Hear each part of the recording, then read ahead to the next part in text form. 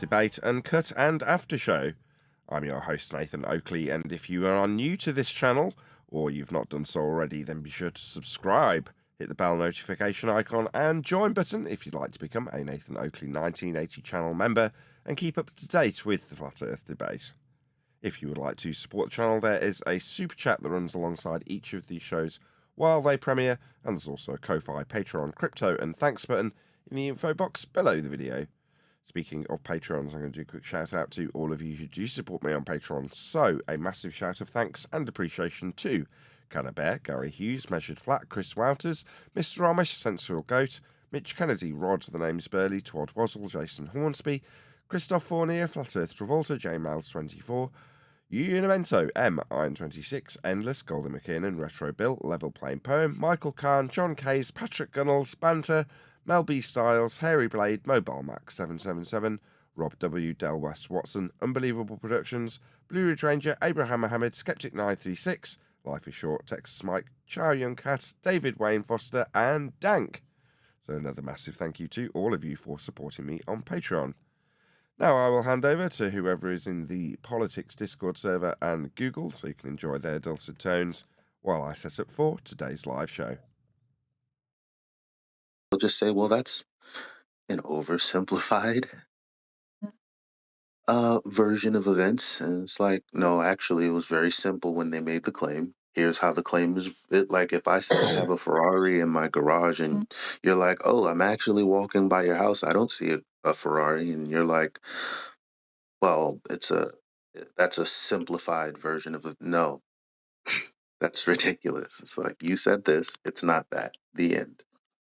I'm always entertained. Like the one thing I really love seeing is like somebody, I guess you were globists, you were calling them, Right. so like a globist, having a visceral reaction to information that's being disseminated to them by a flat earther, um, because they have what essentially is to them their established idea about it, which is they relegate it often as a form of common sense, which I think is a grave error. And they I feel agree. frustrated by being challenged on something that they believe to be so evident that it shouldn't be Very true. something they have to think about. But that's where I differ because, as I mentioned before, when somebody would ask me, um, as much as I still would consider myself 90% a globist, when somebody would ask me, um, like, how was your day? The layers of implications that would arise from that question, where somebody who's interacting with that person and who lives in a normative system would think to themselves, uh, by a form of common sense, well, they're either or they're just my response is to say, oh, doing good, doing fine, whatever. But I begin to assess, okay, what is it in the tonality? Is there a double meaning here? Do they mean how is my health? Do they mean what's my emotional progression throughout the day? Do they mean just a colloquialism that's meant to greet, in which I am to ritualistically respond, good, fine, how is yours, like people tend to do, and many Right. other layers. And so I had to often ground every thought process that I had and every perception of something that I had in some basis of metaphysics, um, to establish that solidification. I have recently, there's some instances where I take a route of assumption because it lines up with another system that I'm applying to the world conveniently. Um, and and the assumptions have a proof of concept iteratively, throughout actions and other thought processes that I have throughout the day, unless I am in a vat somewhere or there are demons flying around at the speed of light with mirrors reflecting light in Sounds such like a way it. that make the world perceivable. But Well, I'm hard pressed to understand because you say these underlying fundamentals or these foundations, like, but you're not really describing like what they are. Because and Well, that one of the things that you will for all. find if you have a conversation with me at some point right now is, I mean, I'm kind of in and out, is that everything, um, like all of the measurements, all of the information that people believe are derived from a globe is actually derived from a plane, including latitude lines, and elevation angles to Polaris. Most people think, well, yeah, no, obviously it's a globe because of this. And it's like, well, take a look at the information and what it's actually saying. Right. Look at the math. So nothing changes. It's just people's belief beyond the actual fundamentals. They don't actually know what those fundamentals are. They think that fundamentals are affirming the consequent fallacies, like, well, I see the sun setting, beyond the horizon, which is a globe, and that makes sense to me. And that, along with other assumptions, make that no, those are just affirming the consequent fallacies. Absolutely. Elijah, first of all, kudos to Gold for at least uh allowing himself to be in this like circle right now based upon his own personal um you know I don't want to be like too mean about it, but being an autistic person, like there's a lot that's a heavy bag to carry, being that I have Oh, absolutely. yeah, being that I have I wouldn't personal wish it on my relatives. worst enemy. No, no, yeah, I have relatives that they are that, and it's very difficult for them to even like talk about things. Kudos to you to even come here. I appreciate you being here, and at least I hope that you can take, with your mind, your state of mind, if you will. I hope you can at least listen to the arguments that are presented and logically like take them like thoroughly in your process and realize why we have this, why we know that the earth is not what we've been told it to be, based upon XYZ. And I hope that you at least have that mind open as it is, like just generally, because you are, the way you are. I just hope that you can, listen. And that's a good point. Like just listen to it. And then if you have any questions, please feel free to ask. And I know that everybody here will love to like let you know why we play. Does that make sense? Oh, absolutely.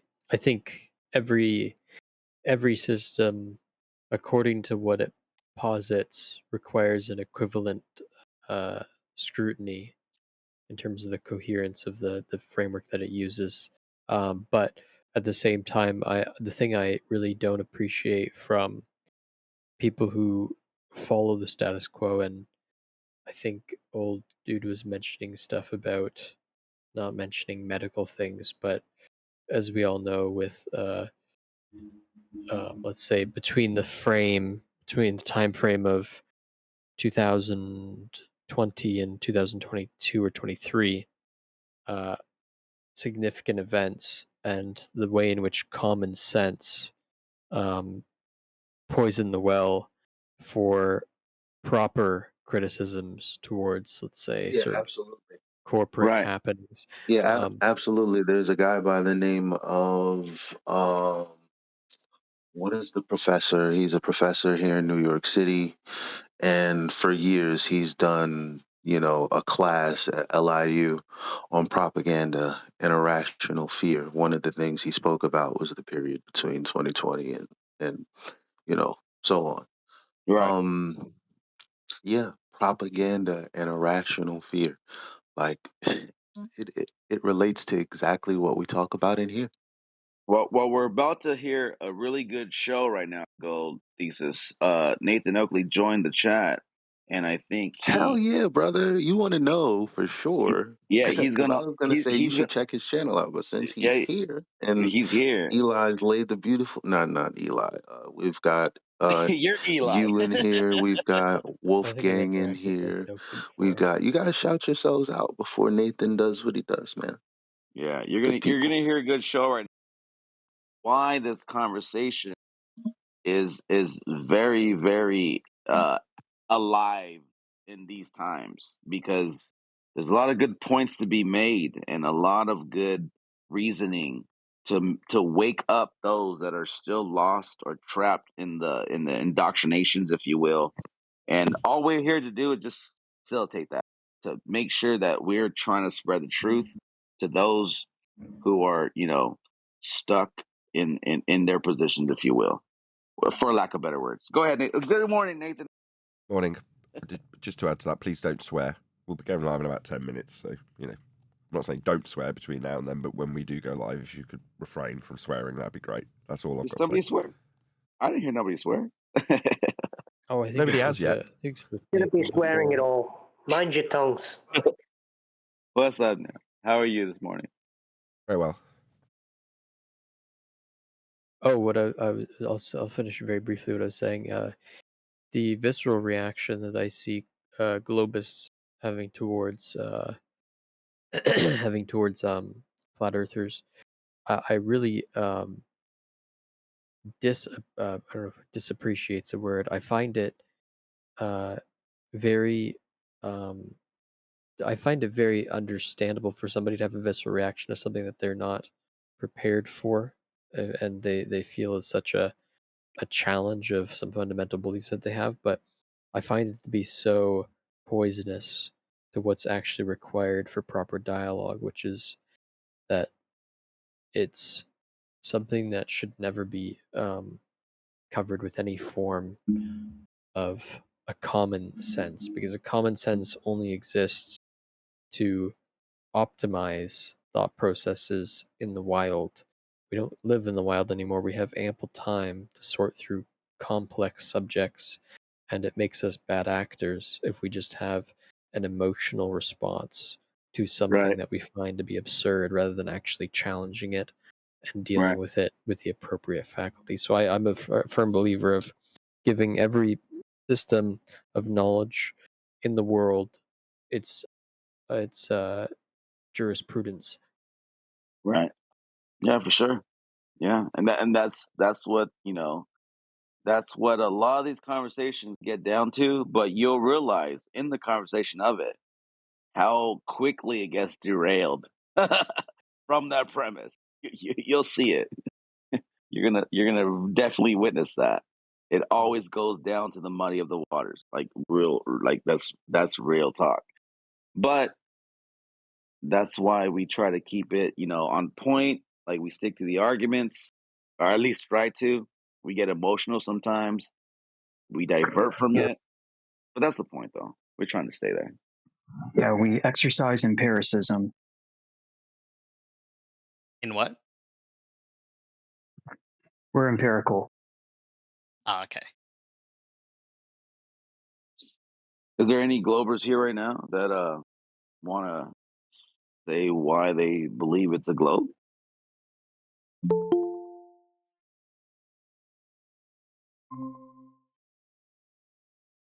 Oh, so everyone here is unanimously flat, eh? I guess so. I guess everybody, knows the truth. I don't know.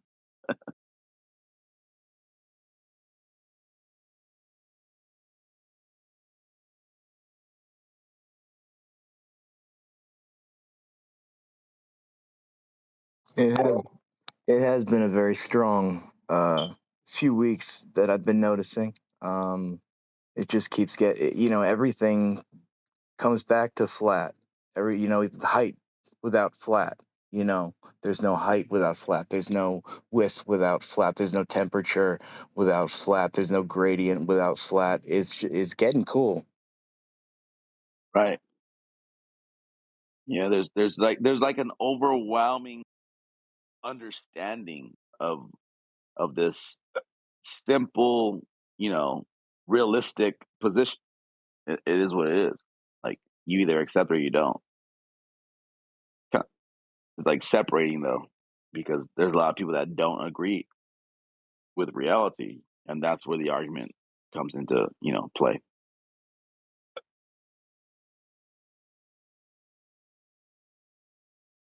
It's just good seeing so many people that are new, or that are, not even just new, but the arguments getting so sharp and simple. You can't do that without the flat part. It's beautiful.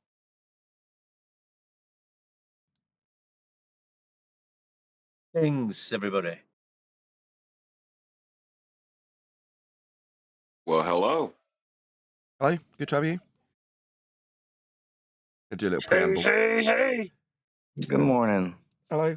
We are in, as I said in the intro, the politics Discord server today. So just to give anybody who's unfamiliar and in the politics Discord server currently in the Flat Earth debate section, we are here with one message. The reason we are here on a Friday is to explain the notion that we no longer need, as flat earthers, to start explaining why we don't live on a ball. That's not necessary. We can start on the front foot, positive assertion that we are on a flat earth. And the measurements prove it. That should be, for all flat earthers moving forward in 2024, our starting point. Not defending a position that we don't claim, but demonstrating on the front foot that Earth is measured flat. So with that in mind, we do also have a Western world belief that there is a sphere Earth beneath our feet. So for that reason, we do ask a few housekeeping questions just to get people in the mood. So I'll do that now. Is there any evidence that you can have gas pressure without the necessary antecedent of a container to press on, for all those people who believe space is real? Nope.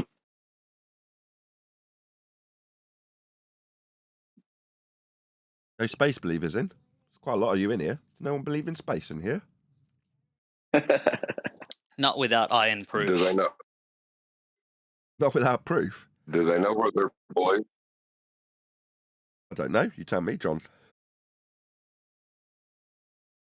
Do they know where their belief came from about an area of gas that gas isn't filling? But no one admit that they're a baller yet. But feel free to tell the audience where their belief in a sky vacuum comes from. Navigation. You assume that the stars are an infinite distance away for your calculations. Well, infinite distance is an infinite distance gas could fill. But that's still with respect to a flat plane, that model. So that belief comes from a flat plane model.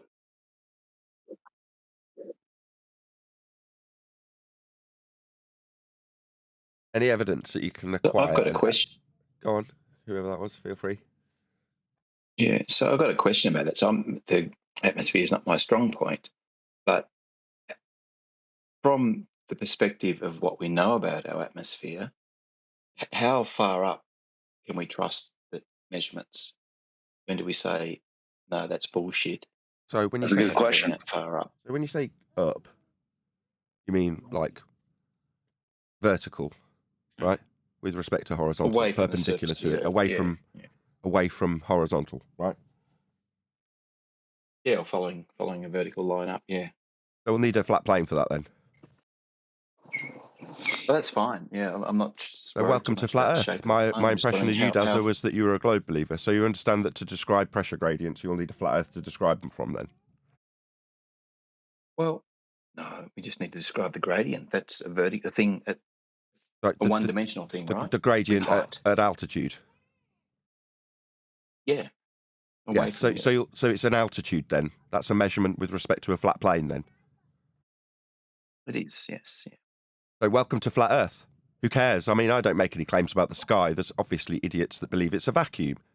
But the mere description of that pressure gradient requires a flat Earth to describe it from. So welcome to Flat Earth. I don't give a crap what anybody thinks about the sky. That's you have cool. your belief. That's fair enough. I'm just wondering what you thought about the actual pressure itself. Where can we stop trusting what we know? What I think about it, I don't. I just explained this 10 seconds ago. You, as a globe believer, have a religious belief that it's a vacuum. I don't have any such beliefs. I don't make any claims about it. I know gas needs something to press on. I don't have any. Oh yeah, there's no doubt about that. Yeah, gas needs something to press on. So space is fake. Constrain the gas. Well, then space is fake. Well, I don't know, and that's what I'm asking. How far do we go before we say it is fake? It's fake because it needs something to press on. Without something to press on, it would never develop gas pressure, and we'd have no gas to breathe. Gas would disperse into the 10 to the minus 17 torr volume that you guys believe is the sky. It wouldn't. We need gas to press on something to achieve gas pressure for us to be breathing. So when you're like, well, how high?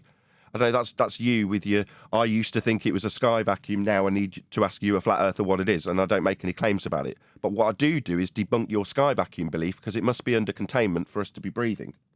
So space is fake. That's the end of the discussion.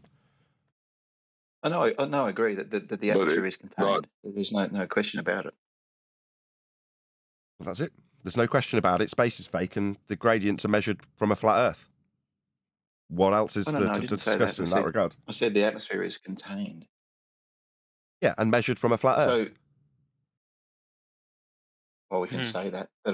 We could say that when it's true, because it's measured from sea level, isn't it? I mean, you could suggest that we could say that when it's a fact and the gradients are measured from sea level. So it's not that we could say that, it's a fact. The gradients are measured from sea level. That's a fact. From a flat Earth. It's not that I could say it, it's a fact. So can you say, I understand that it's not that we could say this, it's a fact that pressure gradients are measured from sea level. That requires a flat Earth. Not could. I think we will. I think that's a fact, mate. We That's will. a fact. Who's interrupting? They're measured from sea level. There's no doubt about that. Yeah, level then. So that would be a level plane that we're measuring gradients from, proving a flat Earth then. We need a level plane to measure them from. We can't describe them unless we have a flat Earth. Not could, must. Well, we must. Why are you laughing? You say we could describe them that way. What a bleeding outrage. No, Dazza. It seems you're stupid, Dazza. You think that it's maybe possible that we couldn't? We could describe them. We will describe a flat Earth when we describe pressure gradients.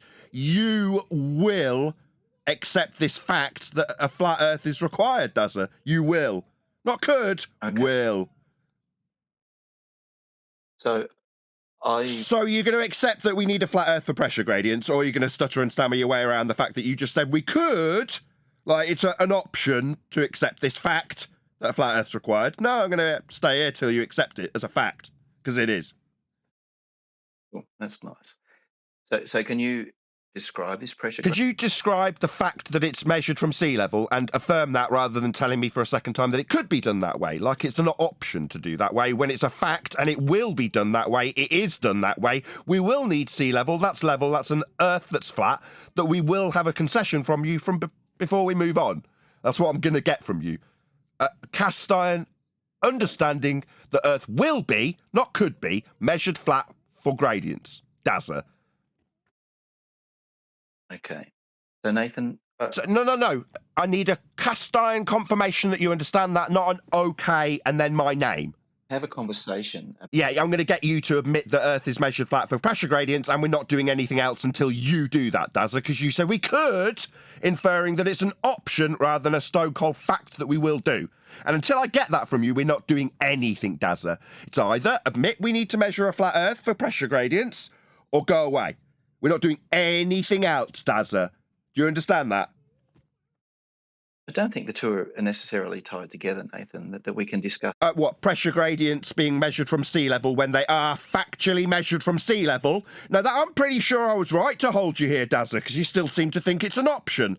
No, it's a fact. They are measured from sea level. That's a flat Earth requirement, and you are going to concede that. Not debate about whether or not it could be described that way, Dazza. You're not going anywhere. Divulged at sea level. Sorry, do we need white knights to save Dazza? Well, is that a white knight saving Dazza, who will be admitting we need a flat Earth for the pressure gradients, rather than him asking me something different that's not admitting that? No, we're going to stay here indefinitely, it seems, because Dazza can't seem to help chanting through me while I'm asking for the 5th time for him to concede something he suggested might be an option, when it's a stone-cold fact of life that pressure gradients are measured from a flat Earth. That's sea level. Fact. He's going to admit that, or we're not going anywhere. It's going to be very boring if you can't do that. No, it'll get boring. I think it's pretty boring for anyone, everybody. It's pretty boring, moderators. Honestly. The white knight like that's interrupting, can you shut this white knight up that's saving Dazza's ass? Can you shut him up? Because Dazza's not going anywhere. I'll keep out. Dazza's going to admit that he has to measure a flat plane because sea level is level. Sorry, Dazza, I have now made 6 attempts for you to concede that which you implied might be an option when it's a fact. Sea levels required for pressure gradients to be described by you for your appeal in this argument. I don't have one. It's your appeal. You appeal to it. Now I need your appeal to pressure gradients to have an acceptance that a flat Earth is required, not an option. 7 times I've put it to you. Coward. So I came in here with no claims. I give a crap what you came in for. You were asking about pressure gradients and vacuums and containment, and you brought up pressure gradients that need a flat Earth. Now you're going to concede to that fact. Is it too painful? Is sea level going to be denied? Do you deny that we need sea level for pressure gradient descriptions? We need a reference point. Do we need sea level? Sea level do, that's a good one. A good one when it's described from it. What, a good one that we might use? We could use something else. Sorry, is there a globe level to describe pressure gradients from? What? He said Is there, reference point. Neil, shut up. Is there a globe level that we could describe pressure gradients with? Is that a common term, globe level, for pressure gradients? Yes or no? Yeah. We use the term sea level as well. Sea level's not globe level then, is it? Sea level's level, that's flat.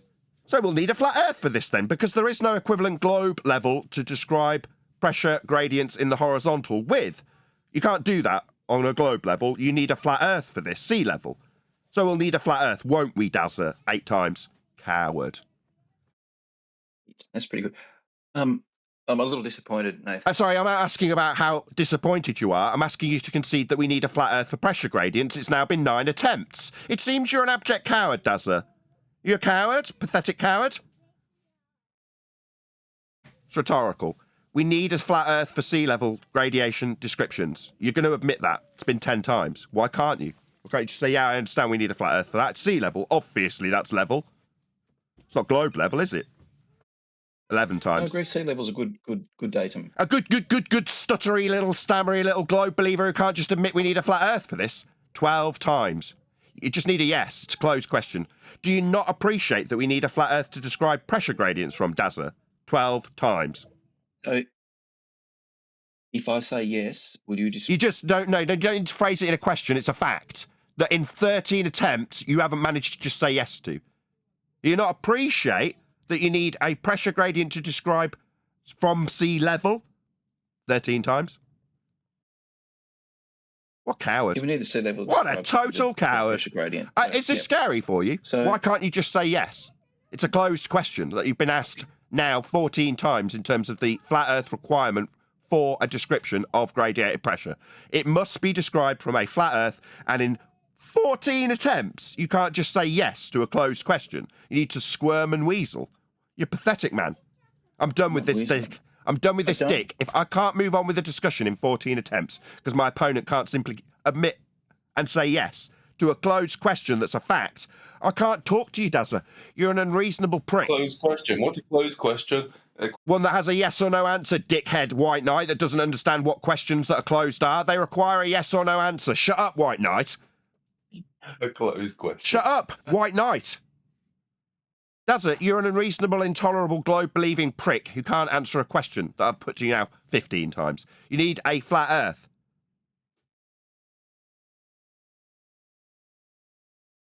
No, nothing. It works fine with the globe of the radius. So with globe level, so you're going to chant that it works well with a globe. There is no globe level for pressure gradients. You're just a lying scumbag, deceiving my audience. When I asked you very specifically if there was a globe level, there isn't.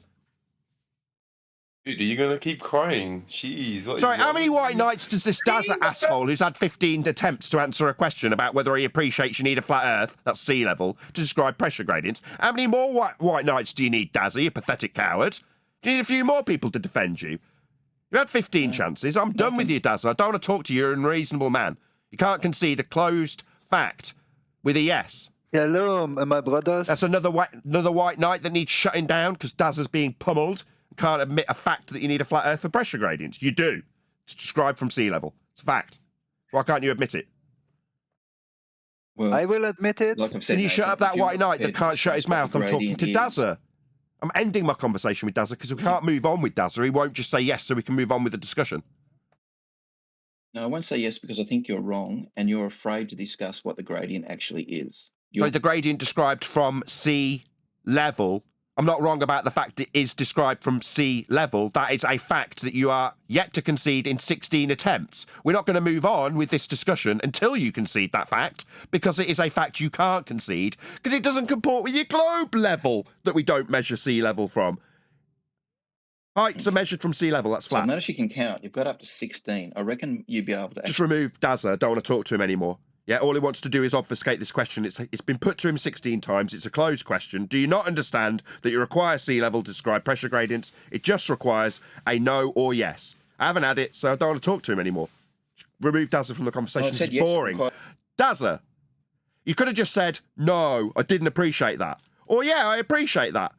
You haven't, so now you're removed from the conversation. You're a scumbag, globe-believing zealot who cannot admit simple facts of pressure being described from sea level. That's a fact. What, you need 24 attempts, you stupid man? You're pathetic. Now get lost. Next person, Nathan, I'm not going to give you 16 attempts. He thinks you need a reference point. That's his problem. Okay, what he thinks. He didn't get to that. He wouldn't concede that sea level's level. No, I'm pretty sure that's one of the ways we can do it. What, when La La Land assumptions that we've got globe level to measure it from? No, we will be using sea level. And he'll move forward after measuring a flat Earth with his descriptions that argue for globe. So long as he doesn't overtly concede that you need a flat Earth for sea level first, then he can move on with his globe assumption. Hence, in 17 attempts, he did not concede that fact. Because so long as he uses a little bit of flat Earth first, he can make his globe claim. Now, I'm not going to let him, though. I'm absolutely not going to let these fundamentalist zealots tell us, if I just measure a bit of flat Earth, for example, sea level, I can turn it into a globe afterwards. No, Dazza. No, you're just a zealot. And you'll be removed because you can't accept the facts of the matter that we need a flat Earth in the first place. Next. Bloody zealots.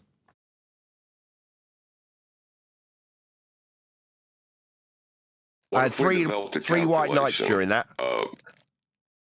Who are the three white knights? I think the correct answer, Dazza, is you are right, Nathan. That might be the correct answer.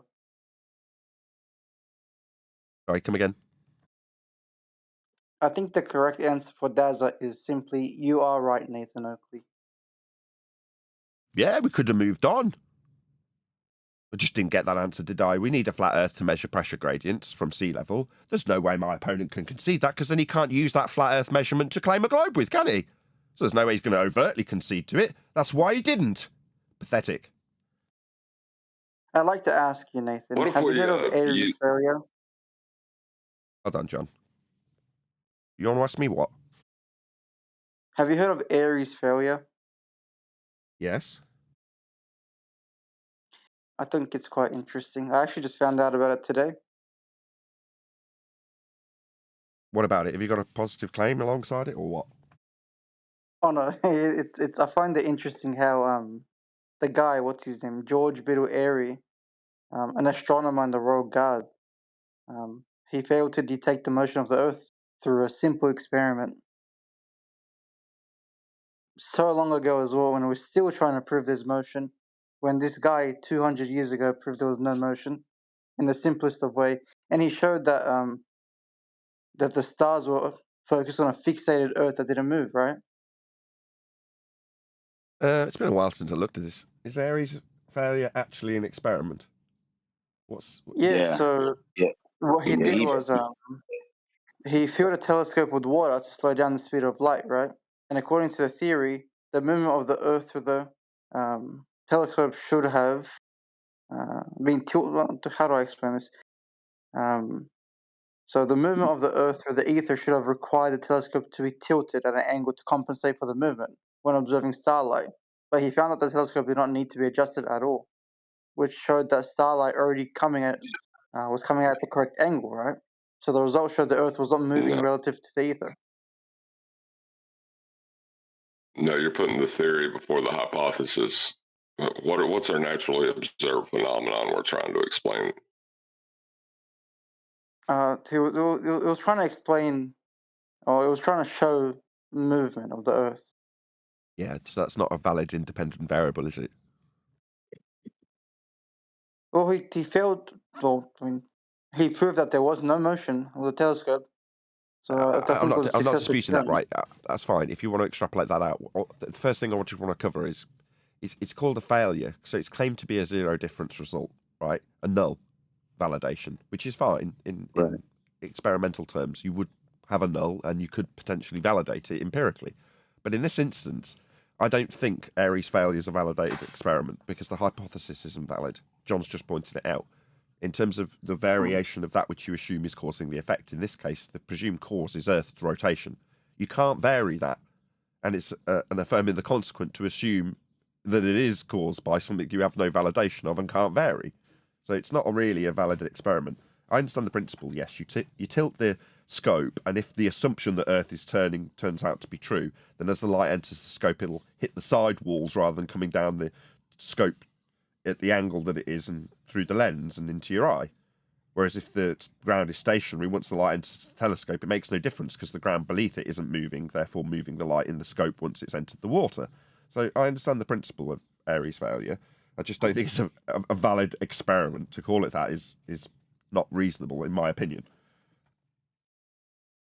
Yeah, I'm not too sure about it, but that was a good answer, I think. It explain because for me, I'm not too familiar with it. I was just reading about it recently, but it's a very fair answer from you. Well, he proved that it's not spinning. That's kind of the main point. He's proved that the Earth is stationary. No. You don't need to prove a non-claim. If I need to say there are no unicorns, and you turn around to me and say, "Prove there are no unicorns in your lounge with you right now," and I go, "I don't need to. It's not a positive claim to say there aren't any of something." If you say there's no movement, that's not a positive claim that you need to defend. The outrageous claim is that we are moving. That needs a high standard of evidence because it's an extraordinary claim. Right. I don't have to prove we're not spinning. I don't have to do that. That's not necessary.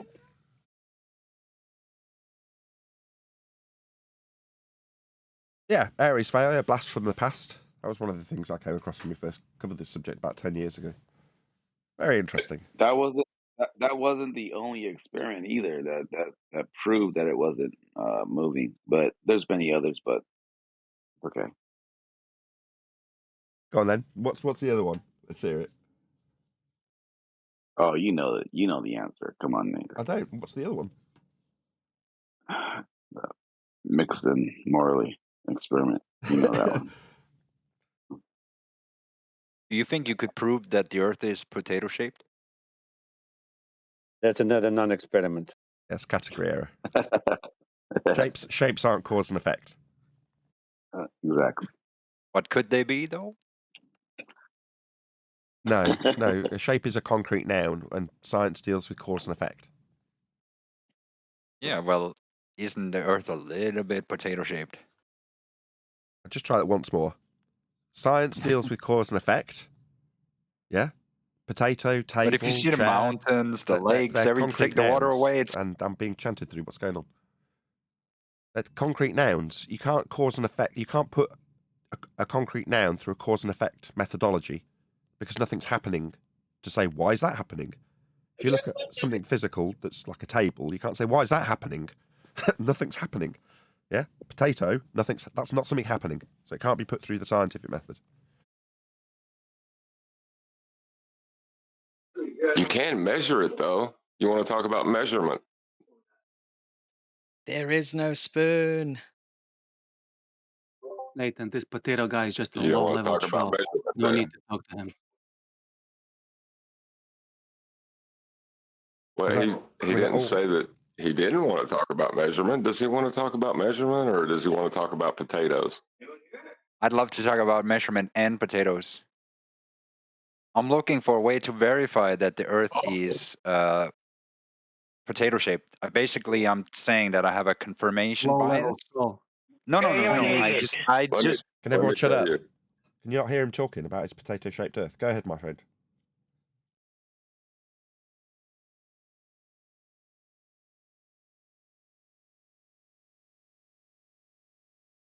Okay, clearly, if it's the same guy. I gave him the same explanation 3 times. You can't put potato through a cause and effect relationship validation, but you can measure it. So if you want to go out and measure Earth as a potato, then you'd need to measure its potato-ness. That's fine. Feel free. That's your claim, though. You just need to present evidence for it. I think you would have to. Is that where we are today? shape of a potato, and then you would measure the shape of the Earth, and then you would maybe extrapolate, compare. That's what I would do, perhaps. Have you done that? Just not sure exactly how. You done that? Go on.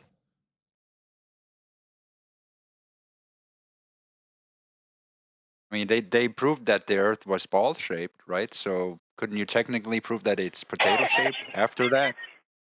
Prove that it's what Right? shaped? Like they kind of proved that it was ball shaped. So Ball. if you could Saying, prove that sorry, I'm Earth just is not a hearing what you're ball, saying. You're saying ball, as in B-A-L-L? yeah, ball, yeah, No, exactly. they didn't That's what prove they it was. proved, right? No, they didn't. They measured Well, it they were flat. trying to do that. Do you want to stop right? for a They were- second while I respond to that, which you've just blabbered? Sure. No, Go they on. didn't prove it was ball shaped. We measure Earth flat and then extrapolate out the ball shaped bit from that flat measurement.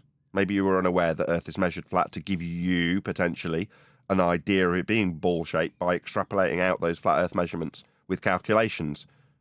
But no, we're definitely not proving Earth's a ball. If you take the claims of it being a ball and look at their origins, it proves it's measured flat. Right. Quite the contrary. Right. So the evolution of measurement, right? So first it was flat, No, and it's then just they measurement. found some kind of measurement, and then it was round. And if It's not. we No, it's further not. make No. measurements, Maybe if I say no enough times, you'll just keep talking. No, there is no evolution of measurement. It's just measurement. We measure Earth flat. It's just a measurement. It's not an evolution of anything.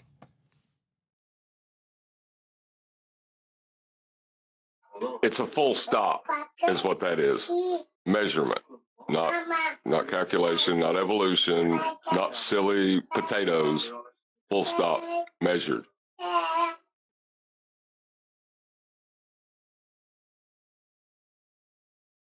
I take it you were unaware of this. Is this news to you, Potato Man?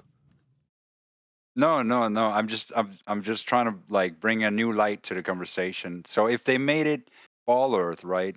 Wouldn't We they heard that. technically be able We just covered to... this. Did you not listen to our responses? Because it seems like you just ignored everything we've just said and are now repeating the same thing. So you didn't really listen to us. What did we just tell you about the claim it's a ball? Just paraphrase back what I just told you literally 25 seconds ago. What did I just tell you? You said that it was flat, and then they made some extra measurements. No. And then it became round. No. And it was like, whoa, if they could do you didn't that- listen. Okay. I said they measure Earth flat, and then an extrapolation from those flat Earth measurements is a religious belief in a ball by calculation. Bibbidi-bobbidi-booby, the Earth is Sorry, I'm still talking. round. I'm still talking. Is this painful for you? My last attempt was to find out if you appreciated that the globe that people believe in comes from flat Earth measurements. You ignored that and started repeating the thing that you said last, having not listened to me. So I'll try a second time, then I'll have you removed if you don't answer. Do you appreciate that the globe you're suggesting comes from flat Earth measurements in the first instance? Did you not appreciate that? Yeah, I do appreciate that. And I don't support Hamas either. Just remove this guy. Remove him. Oh, God. He's got a chip on his shoulder, that guy. He wants to play silly buggers. I'm not in the mood. Is it a potato chip? If he would have been nice about it, I could have told him how to calculate it as a potato. I've changed my kitchen into a ball. I'm sure I could change it into a potato. You mean like a dingleberry, like a dingle potato under the plane? No, I mean, John in the past has used bunk and debunk puppets to show how the exact same process of conversion from flat plane measurement to sphere on the ground takes place. John has done that, but with his kitchen. So he's turned his kitchen into a sphere with a flat plane measurement. That's about 2 years, maybe longer. Is that 3 years ago? It's a long time ago.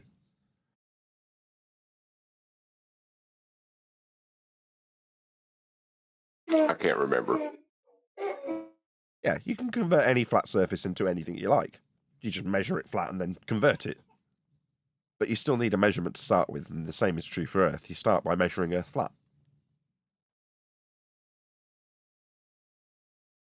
Is this not a revelation to anybody in the Discord server? Most people in here, I was under the impression that most of you in here are ballers. So it's all an XY coordinate system, and everything you change in that height and elevation going to be on the X and Y. It's simple as that. Like, they don't get it though. They cannot grasp it. It's really weird. You know, a pacrophon, A you bit can describe strange, any right? shape in an Hold on, XY Neil. coordinate system. Last time we had this discussion, you took us to the centre of hell, and then there was no response after that. That was it. That was the end of the discussion last time we discussed it for satellites. Do you remember, Dazza? Yeah, I know. I got booted. So, Nathan. in I was that muted. vein, I had to step how'd away. you get a reference plane from hell? That was where we ended last time. So I've got a question about that. I'm sure you have. Meanwhile, how do you get a reference plane from the centre of hell because you need a flat plane, and that's where we ended last time? Are we going to do this 16 times, Dazza?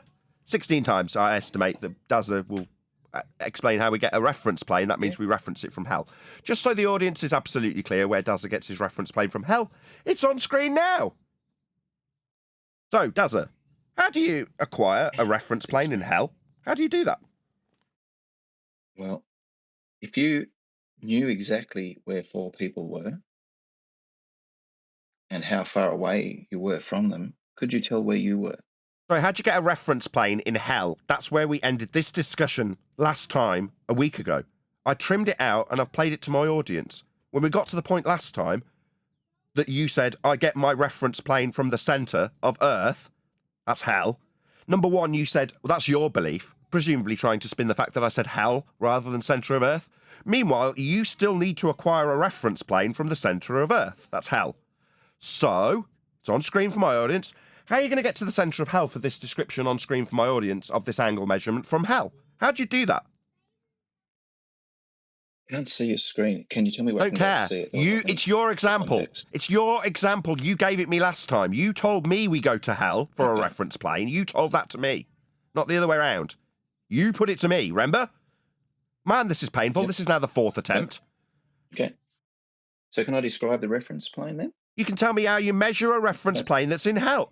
I'll try the question again, because maybe you need to rephrase it into a different question.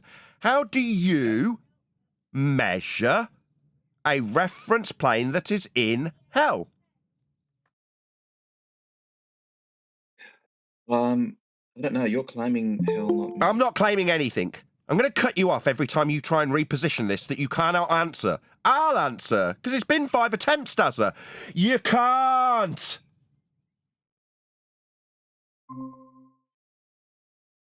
Hello? Hello? You're going to need a flat plane for that. You can't. Number one, it's a flat plane. Yeah, Apocryphon's right. I'm still not done. Yeah, number one, it's a flat plane. You, Globe Believer, require. Interesting that you would require a flat plane to match it up to Earth measurements, but there we go. We're definitely in requirement. You are definitely in requirement of a flat plane in hell, and you can't get it. You can't measure it, and you cannot reference it. Now, all I need is a point in space, right? No, we're measuring the ground. No, we're dealing with the ground and navigating the ground. Positions on the ground is what we're dealing with. We're not dealing with points in space. When you told me that you will get a reference plane from hell, we're not dealing with space. You specifically, last time we had this discussion, told us you get the reference plane from the centre of Earth. Now you're telling me you just need an arbitrary point in space. I'm pretty sure that's what you said last time too. Yeah, No, it's on screen for my audience. It's an angle from hell. No. I just need to know where you get this measurement from and reference it. How do you reference the centre of hell for a flat plane? How do you do that? You don't. Okay. We've already concluded. Right. Now we have 24 objects orbiting the centre of hell. And no, we don't. I covered this last time too. Orbits is a derivation of an R value measured on a flat plane. We covered it, rinse and repeat much. So what, if we ignore the entire discussion that we had last time when I pointed out that you need R for Kepler to infer orbits, and you measure R on a flat plane? You can do Kepler with the point center. Sorry, we need R for Kepler to infer orbits, and you get R from a flat plane. You need R of the orbit, yeah. You need R for orbits, yeah. It's a radial value for them to be orbiting around the centre of hell. Yeah, you're going to need that value for the centre of hell for them to be claimed to be orbiting around them.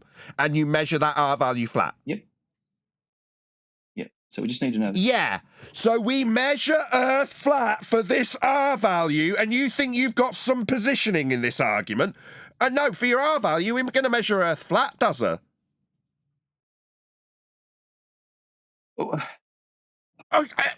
Maybe if I shift uncomfortably in my seat.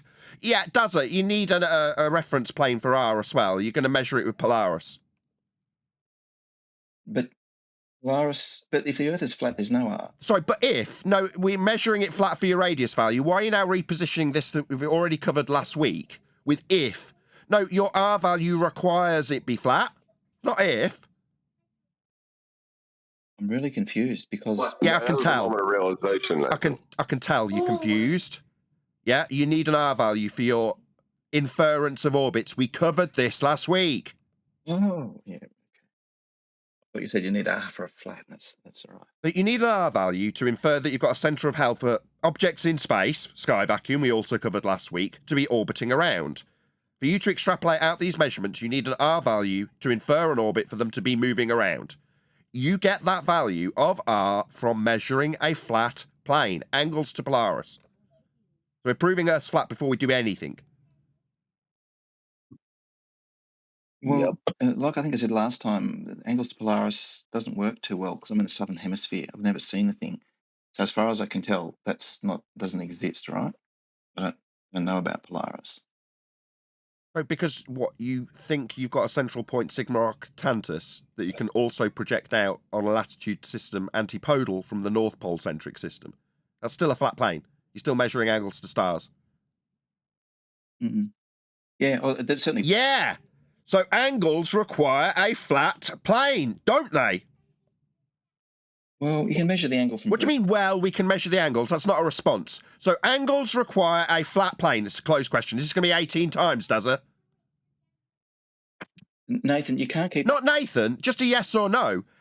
You appreciate that angles to any stars in any point on Earth, south or north, will be measured off a flat plane. You appreciate this, don't you? Yes or no? Yeah, the flat plane, yeah. Well, yeah, the flat plane that we need proves a flat plane. So we're going to need a flat plane for these angles. Earth's being measured as a flat plane for these angles. Ergo, Earth is measured flat. Yeah, at the point you take him. Yeah, Weasley little yeah isn't quite as good as a stone-cold affirmation. Yes, Nathan, we will be requiring a flat Earth for angles to these stars. Do you want to just say it nice and clear for me, Dazza? Yes, Nathan. Yes, Earth will require a flat plane of reference for angles. Just need a yes. Fifth time. Not yeah. Yes! We need a plane to measure the angle of elevation. Welcome to Flat Earth. You don't have any planes to measure on a globe. Earth will and is measured flat for these angles. That is a fact and a prerequisite. We must have a flat Earth for these angles. The checkerboard. His if supposition there was actually a correct use of if. Because why am I calculating for R if I'm measuring a flat plane? That's a good question. Exactly. You think about that. Good point. He's also measuring. He's measuring for a circle. He's not measuring for a sphere. It's a radius for a circle of equal altitude. In this case, latitude. Yeah, we get the globe radius from a circle of equal elevation. That's flat circle. Flat like measure. A protractor. Flat angle. Welcome to Flat Earth, Dazza. You're going to need a flat Earth to move forward in your presumably globe claim. You need this angle to claim R, to claim orbits. So that's a flat Earth measurement that's happening first.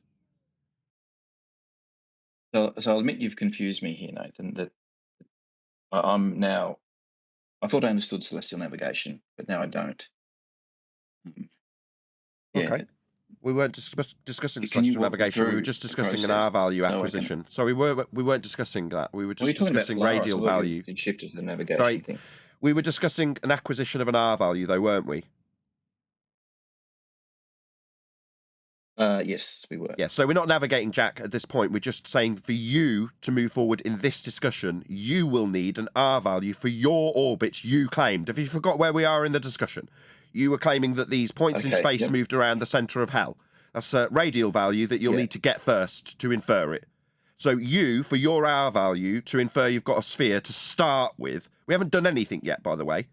We just need you to measure a flat Earth for you to move forward with your fundamentalist religious belief in a sphere. For you to start that process, not navigate anything, you need an R value measured on a flat plane first. That's what we're doing. You're telling me that you don't understand navigation? I couldn't give a crap. Do you understand that you need a flat plane to get your R value for your sphere belief? Because that's where you're starting. We haven't got to any navigating yet.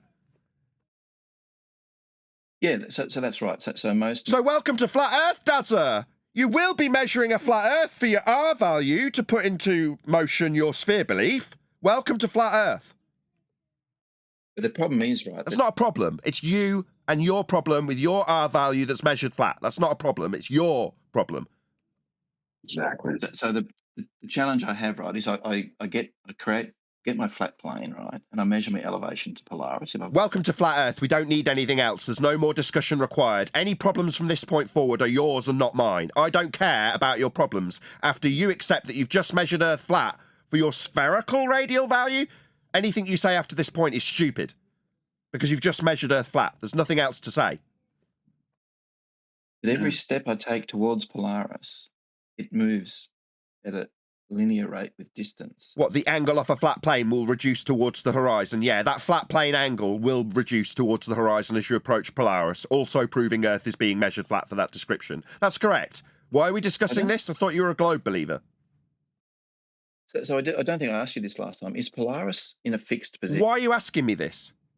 That is how it's done. That is how it's measured. Earth is measured flat for your radial value with Polaris. Now you're asking me about it. It's your claim. You are claiming orbits based on a radial value you need a flat Earth for. Why are you asking me anything? So my claim to claim core statue of miles. Brief. My claim with Polaris is that it's very far away. And I don't care. You use it to get a flat measurement to get R, don't you? Yeah. His claim about Polaris is it's very far away on a flat plane. Yeah, still, who cares? It's measured on a flat plane. Well, if it's very far away on a flat plane, why isn't the angle to it the same? I don't make any claims about it. Are you going to set up a little straw man about something I haven't claimed about Polaris? Because all I've said is based on what you've claimed for orbits so far.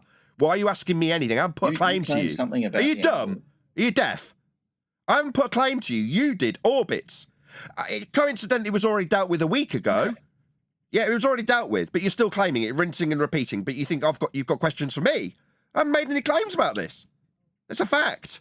You will require a flat plane to measure for your R value for your claim of orbits. You are proving a flat Earth with your orbits because of its requirement of a flat plane measurement of an angle to a star we call Polaris. That's how you extract your R for your orbit claim. Don't ask me anything. I haven't claimed anything. Okay. Can we tackle this in a logical manner then? We already have. Earth's just been measured flat by you. No. Yeah. You realize that's the What do you end mean of no? the logic. Right.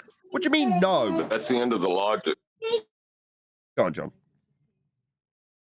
He's trying to use logic on a conclusion. No. It's over. You're not going to put it in an if statement now. That doesn't make sense. No, what he's going to do now is find core nautical miles. You established that point when you created the GP for that position of it, and you created 90 degree. That 90 degree is going to give you a baseline to your position. You literally just created the flat plane of where you're going to count that. Like, how do you not understand that? Yeah. So Apocryphon does the. So yeah. So long as I can just have that plane without an overt concession that it is actually requiring a flat Earth be measured, then I can just sort of and vaguely accept that, and then use it to claim a globe with after I've measured Earth flat. That's what that weaselly, slimy that's what that was for. Not a yes. I understand that the angle to the 90 degree point below Polaris requires Earth is a flat plane. Otherwise, I wouldn't get this measurement for me to move forward and start claiming a globe with it after measuring it flat. That's what's being put to you by everybody here, does it? So the question I was just about to ask Apocryphon before you rudely butted in, Nathan, was, is the GP fixed for everybody on Earth at a given point in time? For Polaris? Yes.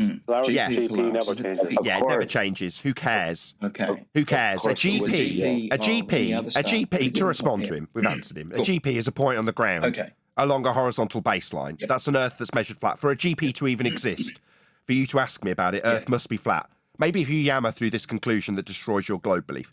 Yeah, for a GP to even exist, Earth is flat. Yep. A Can we say in ground. general that the So GP of any star is a fixed at a given point in multivariate time? GP is irrelevant. You understand that, right? That's At what GP? You created a 90 degree to that. That 90 degree No. is as a vertical and a horizontal, which would be a baseline. You literally created a flat plane for yourself to calculate it to it. What don't you understand about that? So with this triangle that you've just described, guys, what dimensions do we know of the triangle? So when you say you described, do you mean the triangle specifically used for Polaris measurement and latitude? That triangle? It's not our triangle. Yes, it's a latitude. that's the triangle. So excuse me, I hadn't finished my question. That triangle. So do you think if I take your attempt to reposition this into it being our triangle will change the fact that a latitude measurement has 90 degrees? That you mean the latitude measurement triangle? That triangle for Polaris, not ours. It is a flat baseline. Yeah, it is a flat Earth, isn't it? Okay. Okay, is that another... If I just tentatively accept the fact that we're measuring Earth flat, you can move on and prove a globe with this flat Earth measurement. Is that the okay that I just got tentatively from you, Dazza? Seems so. Yeah, we're measuring Earth flat for this angle. Now, you're attempting to reposition it to being my triangle that I've got to ask questions about? No, mate. No, this is a set-in-stone, cast-iron, flat Earth angle measurement, as on screen, flashing by with all these angles off flat planes. That's a Polaris measurement we call latitude. So don't ask me about my triangle. You can talk about latitude. And when we do, we'll all agree and understand implicitly that it does have a right-angle triangle on the ground. Because it does. It's not my triangle, just so we're clear. Okay. So it's flat then. Sorry, John, were you going to say something? Okay. So you accept and understand it is a latitude measurement, not my triangle, and it is on the ground at 90 degrees to your position. That's flat Earth. You understand all of that. Before we move on, we need to just get a cast iron understanding from you that Earth will be flat for a 90 below Polaris, as you were asking about it specifically. You understand that now before we move on. No, you know I won't do that, Nathan. No, I know, because you need this flat Earth measurement to move forward with your globe claim. And if you overtly accept that you are measuring Earth flat, as we absolutely are, then you can't go anywhere, because I just stop you and say, welcome to flat Earth, like I've already done. You've got a very difficult time moving forward if we don't, just ignore the fact that you need a flat Earth measurement for your R value for orbits? Yeah, you're not going to accept that because you can't. You're a zealot. That's why you can't accept it. It's a fact that you need to reposition like it's my claim. It isn't. It's a fact that you can't accept because it undermines your globe claim. I have a trick question for you. At what distance away from the 90 degree does it begin to curve? That's a trick question, because the second you try to curve that line, it's no longer a triangle. The whole point is that you're establishing a baseline from your position. No matter how far away you are, it's a straight line to that 90 degree right angle. That's a trick question. You can believe it or you're not, but that's reality. Why do you sit I think in you your nailed it position? there. That you've actually absolutely nailed it there, Apocryphon. That the answer is that it curves away immediately. So if you're standing under the No, it doesn't. It can't curve away, or it wouldn't give you a 90 degree below the stars. It's total nonsense. No, it doesn't curve. I've got it on screen. It's a triangle. Triangles don't have curved lines. Okay, so you've brought this triangle up several times. What are its properties, Nathan? How long is it? How high is it? What are the angles? So for Polaris... Give me an angle. So why are we discussing this? You're going to start quizzing me on how a straight line along a baseline to a 90 degree position below Polaris works. It works on a flat Earth. That's how it works. This is a special... It works on a flat Earth only. That's my answer. Actually, that's probably true. It does. It is true. It's on screen for my audience. Probably true is like a weasel with a zealot belief in a globe admitting a fact. Could be kind of true. Okay. No, this is a fact. You will have 90 degrees below Polaris on a flat Earth. That's where we start for your globe claim. Without it, you're not going anywhere with a globe claim, are you? You need a flat Earth measurement first. Facts. Right.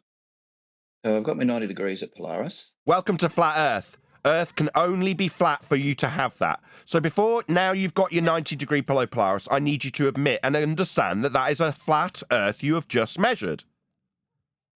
Okay. So how do I work? Okay.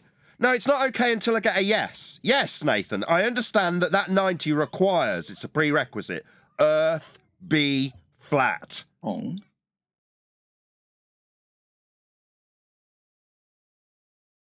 That got your How tongue? far away?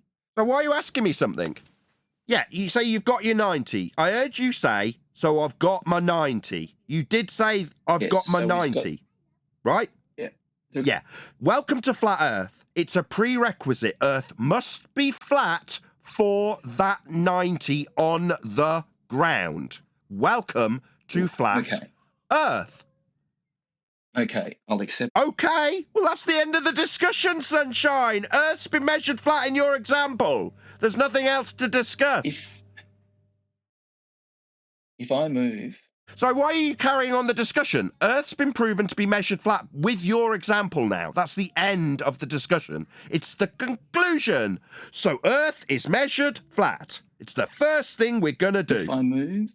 Why did you keep chanting, if I move, through the top of my conclusion? You and your question through the top of my conclusion isn't going to change the outcome, Dazza. No. The first thing anybody's going to do is measure... Why are you chanting through me? Why are you chanting through me?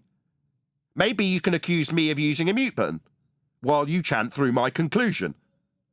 No, Daz, for the first step in your claim, you are measuring Earth flat. You just said, so we've got a 90 ground position. Welcome to flat Earth.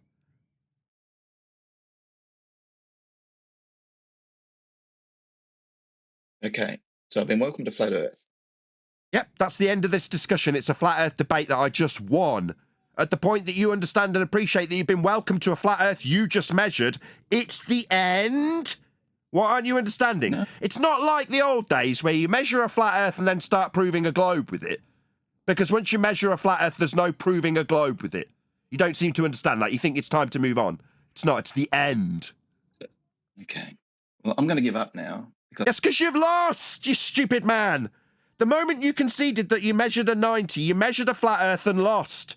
You have to stop at this point because you can't use this flat Earth measurement to prove a globe with. We won't let you. Was he thinking he had an me. argument coming up or something? Yeah, so run away because you can't bear to admit defeat. You've measured a flat Earth with your example, so what, I'm going to end now? Yeah, you have. You've been smashed. That's the end of your time because you haven't lost. even presented an argument. You've just chanted the same thing over. Sorry, you told me about orbits and 90. Factually. Sorry, you're going to ad hom me and tell me that all I've done is chanted. You told me about 90. You told me about radial values. You told me about points in space in orbit. I used every example that you gave me and pointed out how flat Earth was needed to be measured to use your examples. And you're going to have the gall to what? Claim that I've been chanting through you? Sorry, did you not mention 90 degrees that you just told us you had? Yeah, you did. I wasn't chanting through your examples that need a flat Earth for them, you bloody fundy. How dare you? It's not me chanting, it's me annihilating you and your globe claim based on the flat Earth measurement you need. You gave it us. How dare you? Think you're going to cheapen my win, do you, Dazza? No, mate, I won. You lose. Earth not a globe. No, your belief in it comes from a measurement you gave me. Not me chanting. Me chanting didn't prove we measure Earth flat. Your need of R did. You were still unable to describe this magic triangle of yours, Nathan. Mine? So you need to rinse and repeat that. I've already covered this too. When you try to reposition a Polaris measurement called latitude as being my measurement. What, so you can undermine me and my triangle? No, it's a latitude, one that you conceded to when you said, quote, so we've got a 90, end quote, you. So we've got a 90, haven't we, Dazza? That'd be a yes. Cat got his tongue when he's proving a flat Earth. Yeah. Yeah. So we got a 90. It's your measurement. This isn't me chanting through you. It's your 90 that you need on the ground with a flat line between you and it. That's a flat Earth measurement you proved. It's definitely not me chanting for the audience's benefit while the line's closed. He's chanting through me. See his light flashing on screen while I'm concluding the point? But he wants to claim that what, I took my victory through chanting through him? Dazza, you seem to be chanting through the conclusion of the 90 you've got on the ground, flat Earth required, on screen for my audience. You keep repositioning it like it's my flat Earth triangle. No, it's a Polaris measurement called latitude that you need. It was in your example when you appealed to it. You need it for your R to then move on with that flat Earth measurement, start claiming you got a sphere proof after measuring Earth flat. It's the point you lost. Then you said you had to go and you were going to end. You're still here telling me what I won with chanting? As you're chanting through me for every member of my audience to see? No, mate, that's projection. You're projecting onto me. Abject failure in terms of proving Earth's a sphere because you need a flat Earth measurement first, and then project the fact that you're chanting through every word I say? No, mate, don't project in loss. That's pretty sad. I'll concede, Nathan, that we have now established 0 degrees latitude. We're directly under Polaris, so that's good. I didn't start with being under Polaris. Measuring 90 degree to Polaris isn't having Polaris at your zenith. So is this a new repositioning where we're now standing underneath Polaris to measure latitude? Meanwhile, measuring latitude proves a flat Earth. No, if I measure the elevation angle to Polaris as being 90 degrees, I'm directly underneath it. We do. Why have you positioned this as an if? Because we do measure 90 degrees below Polaris. It's called latitude. It's not an if. No. Yeah. Definitely 90 degrees below Polaris is a latitude measurement. No. Because I need to quickly brush past that flat Earth measurement that I need to then start saying it's a globe proof. No. Yes. It's 90 degree Polaris positioning. It's latitude. Not no. Yes. I agree with you, Nathan, that if we... Good! Welcome to Flat Earth, because 90 degrees along the ground means it's a flat Earth measurement. So you agree? Excellent. We have 0 degrees latitude. On the ground, 0 degrees latitude. You're back at the zenith. You're trying to be clever with words again. Second attempt. We're at zenith. No. So we're saying, right, can I... Can I stutter much because you're getting your bum smacked? You can stutter quite frequently as you get your ass smacked. Polaris measurement with 90 degrees at the base of Polaris is unequivocally a flat Earth measurement. That's it. That's the end of the argument. Stutter for me. Okay. Like 10 minutes ago, he admitted to it when he said that he's got to take it to a reference of a plane. He admitted 10 minutes ago. He said it himself. Okay, yeah. So we've got that. We've taken our reference to the plane. We're at Polaris is 90 degrees overhead. Why would we be? Sorry, how many times have you been at Polaris, the zenith of Polaris? How many times have you done that personally? Oh, none. Nobody I've ever heard Just like describing you've never measured navigation the in flat this Earth, discussion Nathan. forum So ever has we're described being at the base of Polaris. So why are you starting your example at the base of Polaris? That's where the story... 90 degrees will be when you measure it from any other position, but if you're directly below it, there's no 90 anymore. I mean, it seems like we're not really getting a useful measurement to this position anymore for latitude. We're directly below it. Why? I don't know. We obviously know where we are already. I don't know why we've been navigating. We're below Polaris. We know exactly where we are already. No need to do anything, really. No. No. So in your example, we're taking it to a place that we don't need to do anything. We're not navigating. We know exactly where we are at the start of the example. Why? Well, because then we haven't got the awkward inconvenience of a 90 degree on a flat Earth anymore. Oh, so you want to start your example where we don't have a 90, but we know exactly where we are. We're not going to be doing any navigation from this point, Dazzler. It seems stupid. We know where we are already. Stupid much? Pointless, Brian. Bit stupid. Bit stupid much. Don't need to do any navigating. We already know where we are. Polaris is right above us. Are you thick? But if we were to do navigating and we weren't starting from a position where this fundy doesn't have the awkward truth of a 90 degree below Polaris from any position on a flat Earth, if we're not doing that, we could do some navigation with that useful positioning system and GPS on the ground, 90 degrees to our position. We could do stuff. I mean, if we start at Polaris, we don't need to navigate anywhere. I hope that's clear. No. Oh, we will, because there's nowhere else to No, go. we know where we are already. We're underneath Polaris. We know exactly where we are. Okay. Yeah, okay. Yeah, it's just it doesn't have that awkward 90 on a flat Earth if we're directly below it. But what, we're going to start without the 90 for your examples? No, mate, we don't need to navigate anywhere. We know exactly where we are already in this example. There's no need. Meanwhile, from anywhere else on Earth, we can measure 90 degrees below Polaris from our position that isn't under Polaris and figure out our latitude on a flat Earth. That's useful. And how do we work out how far? So why are you asking me? Did I make a claim about orbits? Was it my claim about orbits that you're asking me questions about? So latitudes... So was it my claim about orbits that you're now launching into questions about? Was it my claim about orbits that's been absolutely annihilated that you feel the need to question me about? Do you understand my question? Do I need to slow down? You dumb. Oh, so we've... So we stuttering, bitch. Do you need to quiz me about my orbits claim that I made, Dazza? Third time. Do you need to ask me questions about your orbital claim that you made and needs a flat Earth? Is that in need of questioning me? Dumbo! Are you deaf? Do you think you need to question me about your orbit claim?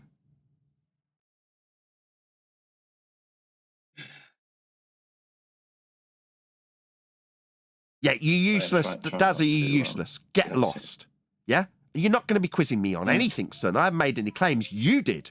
You made a, presumably, in your mind, globe-proving claim of orbits.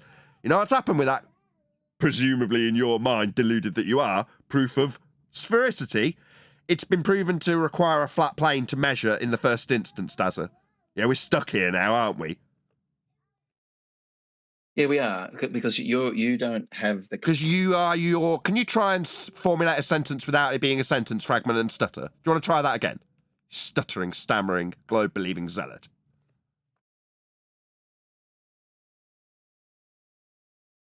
You having fun? About the weakest human being I've ever come across. That's an ad hominem attack. Meanwhile, his claim of orbits he put to us required a flat plane of reference to measure, horizontal, in nature, with ground positions with respect to Polaris at 90 degrees to your position. That is the starting point to extrapolate out a radial value for him to put orbits into his claim.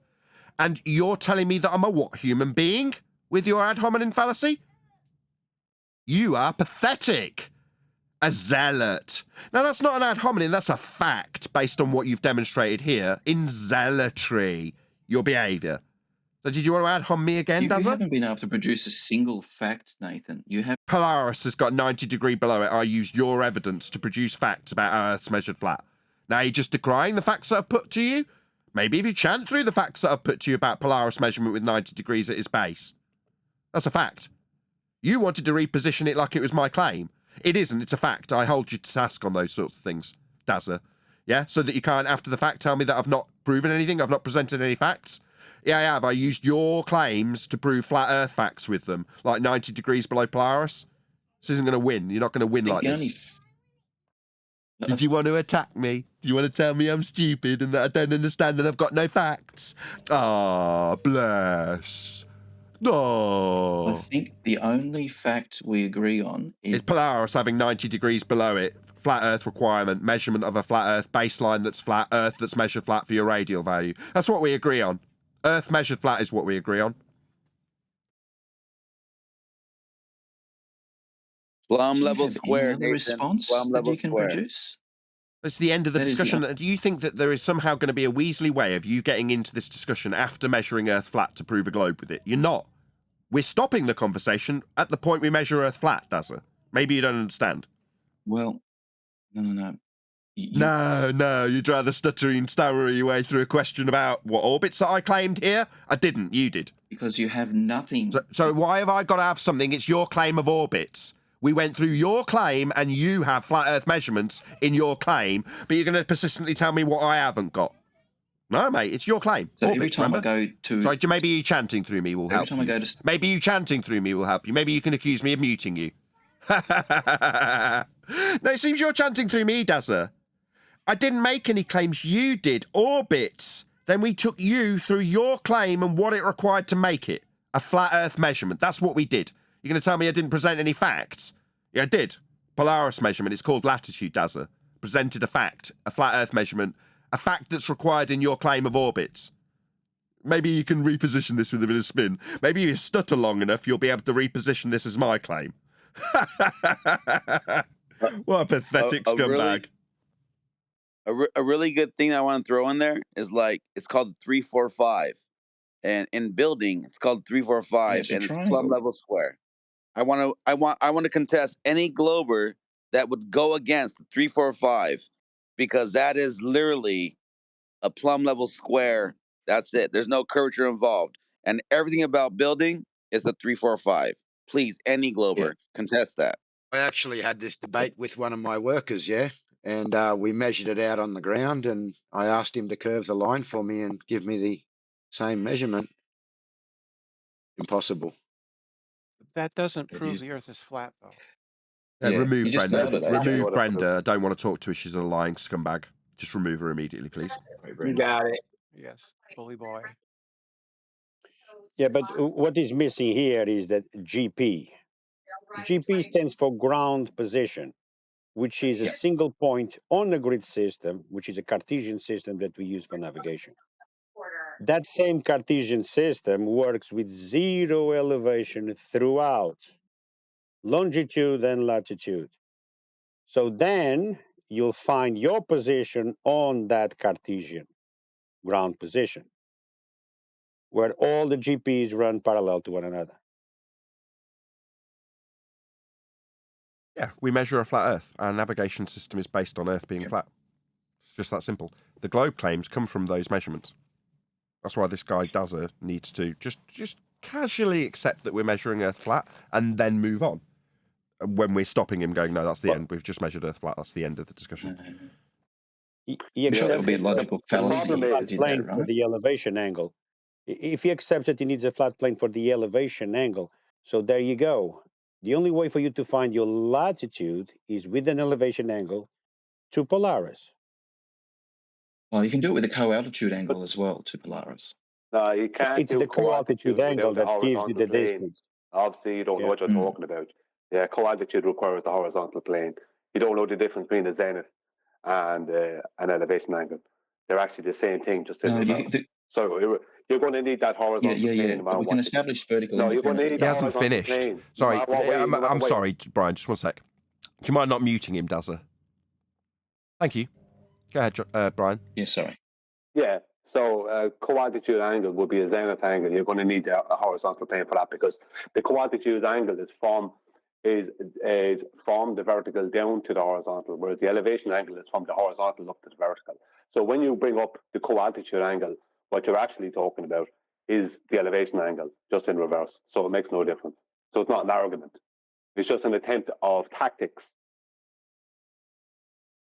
Yeah. And so we take that co-altitude angle and Where do you get multiply that it from? by... Where do you get the co-altitude angle from? You don't start with a co-altitude We can measure angle. it straight You have a from marine vertical, sextant right? at sea. Which is what they You're do at with sea bubble in a boat with a sextants. marine sextant. You're at sea in a boat with a marine sextant. Tell me the rest. Oh, yeah, the marine sextant is just a practicality, right? Yeah, we're at sea in a boat with a marine sextant. Tell me the rest. Okay, so you use the horizon, you get the dip angle, you establish a sensible You horizon, get the which is dip angle. What perpendicular does to that mean? vertical. Where do you get the dip angle? It's from your height, from the height to the Where do you horizon. get the dip angle? Height. Where do you get? You just said you get the dip angle. Where do you get that? He's just said from your height. Height needs a No, flat plane. no, Nathan. Where do you get that from? You just said you get the dip angle. Where do you get the dip angle? That's not part of your measurement. It's the sextant includes the dip angle. So when you measure with the sextant, it measures from your visible horizon through to the That's whatever not you're what you measuring said. to. That's not what you said. You said you get the dip angle. That just shows you don't know what you're talking about. Oh, You so you've already got to work out what the dip angle is. What component of the angle You is the don't dip have to angle, work out right? what the dip angle is. That's completely wrong. What's the other They name for create the a dip angle? baseline, by the way. Hang on, They one create a second. Brian, baseline. just Brian and Papa, Dazza. Just one everyone second. else, just for a sec. Just Brian and Dazza. He's already snapped at me, and rightly so. What's the other name for the dip angle? does it? The other name for the dip angle? Yes. I've only ever seen it referred to as the dip angle. Have I? That's so. Yeah. That's the term that Nathan, APN used. American Practical Navigator used dip angle. Dip angle, right? Dip angle. What's the other name for the dip angle? I haven't heard of another name, Brian. Sorry. Right. So, what is the dip angle? How do we determine what the correction should be? It's from the observer height, usually. Right. So, how do we determine that? When do we determine it? We can do it before we leave, or if we know the properties of, if we're on a ship, at the bridge of a ship, we'll know the height of the bridge. No, we can't. No. We do. We measure that at port, right? We don't gate it when we're doing our elevation angle via the horizon and the celestial body, right? You're trying to change your story now because that's not what you led with. That's measured at port, and that measurement is then corrects your second measurement, which is between the horizon and the celestial body. And when that correction is done, you have a horizontal plane that's parallel with sea level. Often within the nautical almanac, when they're dealing with production tables, nautical almanac pre-assumes the sea level is your horizontal plane.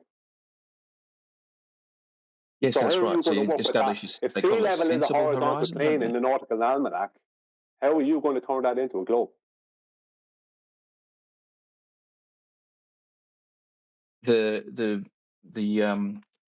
words that they use in the American Practical Navigator book is that you establish a sensible horizon, and that is the No, angle. I don't care what they So I after don't you've care gone what they call it. I don't care what they call it, right? Mm. Your height of eye is your dip correction. That's measured at port. That means if your height of eye is 35 feet above the water underneath your boat at port, then the eye line is 35 feet above the water at the horizon out to sea.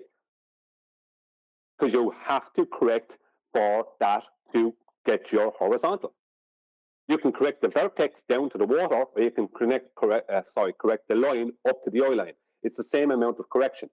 And the corrections in the almanac are for and from a horizontal plane. Those corrections, the amount of seconds and of degree, they're purely based around the horizontal plane. They do not reference a globe at any point.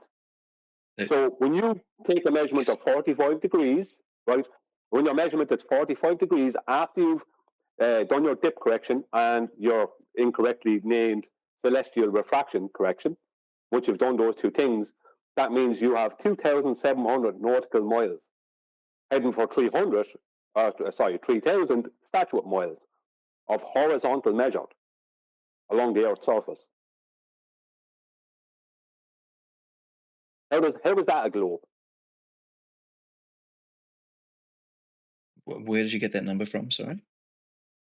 45 degrees will give you 2,700 nautical miles. You should know, considering you were bringing up the very thing that is part of the calculation only a while ago. Sorry, did you say 35 degrees?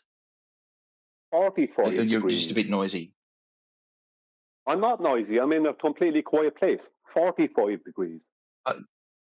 45 degrees. So what's it 45 will give you degrees? 2,700 nautical miles.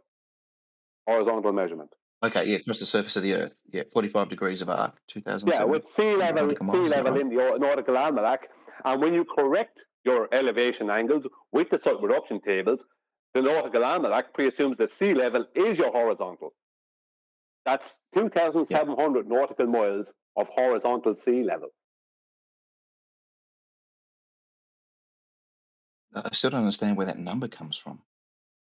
Where the number? You were the one bringing up the very Where does part 45 where we get the degrees number come from? only earlier, thinking that you had an argument, and now you don't know where it comes from. So you're either playing coy or you actually didn't know what you were talking about. Hold on, Brian. Let me just answer him. He's saying, where did the 45 Where degrees does 45 degrees come from? I got you the first time. From a flat Earth. You need a flat baseline for it. That's where. You acknowledge that for me so we can move on with Brian, please. I don't know which angles he's I just referring to answered with your this question. 45 Where degrees. does the 45 degrees come from? That's what you put to me. I'm answering you. I want you to acknowledge it. Well, So what is I'll the answer you 45 degree again because he angle? hasn't acknowledged it. Now he's chanting through me using his mute button. Let's try that again. Third time. So you ask, where did the 45 degrees measurement come from? From a flat Earth. Can you acknowledge that so we can move back to Brian, please? And we need to know what the angle is. I don't It's give a a fuck what it's measured baseline from, and a Nathan. line up to the star, this case Polaris at 45 degrees. It comes from a flat Earth. Can you acknowledge that it comes Okay, from so a we're flat... latitude 45. Or you could is that what chant you're through saying? the fourth attempt, like straight through the top of it. Maybe you'd like to accuse me of chanting. I'm just going to make the fourth attempt. Brian, I can't pass back to you because this unreasonable globe-believing zealot and his flat Earth measurements is incapable of conceding an answer to his own question. Where do we get 45 degrees from? A flat Earth. Can only come from a flat Earth. The line along the ground is the baseline for that 45 degrees. If Earth isn't flat, we're not getting that 45 degrees to answer your question. So for the fifth time, to answer your question, the 45 degrees comes from a flat Earth. Can you acknowledge that, please? So we can move back to Brian. If not, I've got to remove you. Because we can't... What? We can't deal with intolerable people. What are we measuring to? What are we measuring 45 degrees Why to? are you asking me something when I'm asking you to acknowledge the answer to your first question? Where do we get 45 degrees? Just remove him. What is Brian, the angle? Brian, I'm okay to just ask the mods to remove him. Because at this point, you've made your point. He's trying to wrangle it around in it. I know what he's trying to do. He's either playing completely coy or he's trying to wrangle it around in a different direction. Either way, he either doesn't know what Why he's is talking about, or he thinks 45 he can degrees rehash the important? I same don't argument understand the again, angle. not realising that Sorry, that's already he's chanting through the top of you, Brian. He's using his fundamentalist religious zealot mute button straight through the top of you.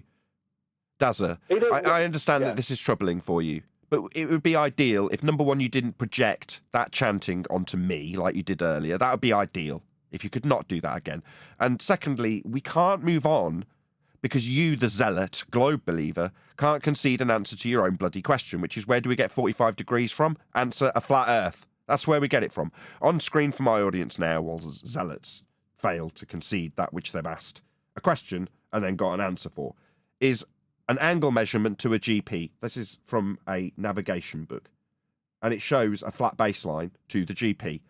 Now, this isn't a 45 degree angle, it's less than that, but that's fine. It's an angle with a GP and a flat baseline. So if this was 45 degrees and I was asked, how do we get this 45 degrees? From a flat Earth is my answer.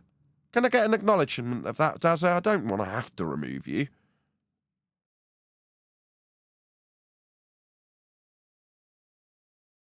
Clearly not. I don't think Dazza's allowed to take part in the discussion anymore because he's unreasonable.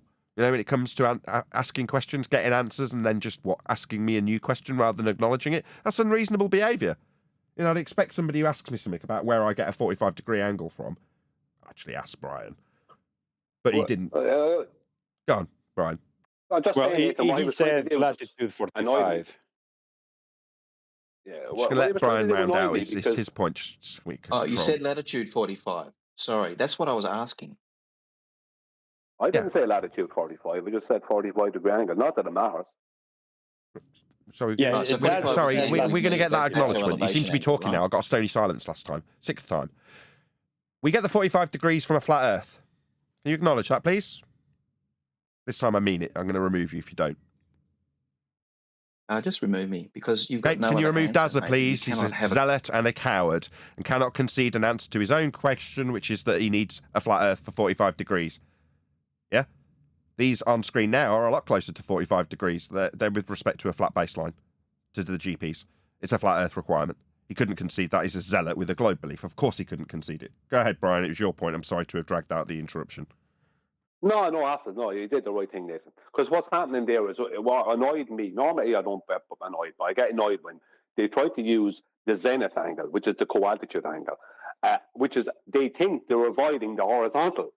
Whereas all it is from the vertical, a measurement of 90 from the vertical down to the horizontal. So the horizontal is 90 as opposed to with the elevation angle where the vertical is 90. They think they're somehow not avoiding the horizontal, and they're going to try and arc that distance like on the top of a protractor, and then somehow turn the surface of the Earth into an arc length, turning nautical miles into arc lengths, which they're not, they're horizontal. So it annoyed me when he did that. And then when he said what he said about dip correction, I knew he didn't know what he was talking about. And what he was doing there was either being coy, or what he was doing, either being coy, or he didn't know what he was talking about. If he was being coy, what he was saying is, where are you getting that 45 degrees? Where are you getting that 45 degrees from? What he was talking about was my reference to 2,700 nautical miles. I only have to say 45 degrees because that's half of 90, and I can then say 2,700 nautical miles. I don't have to mention the co-altitude angle after that. Because if the elevation angle is 45 degrees, then the co-altitude is 45 degrees. So it's just an easy way around it. You don't have to go into the co-altitude angle after that. But I think the main thing is that he thought he had an argument by trying to avoid the horizontal, which is part of the co-altitude angle.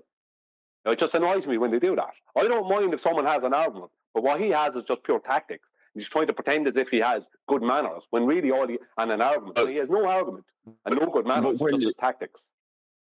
Well, I finished. Yeah, John.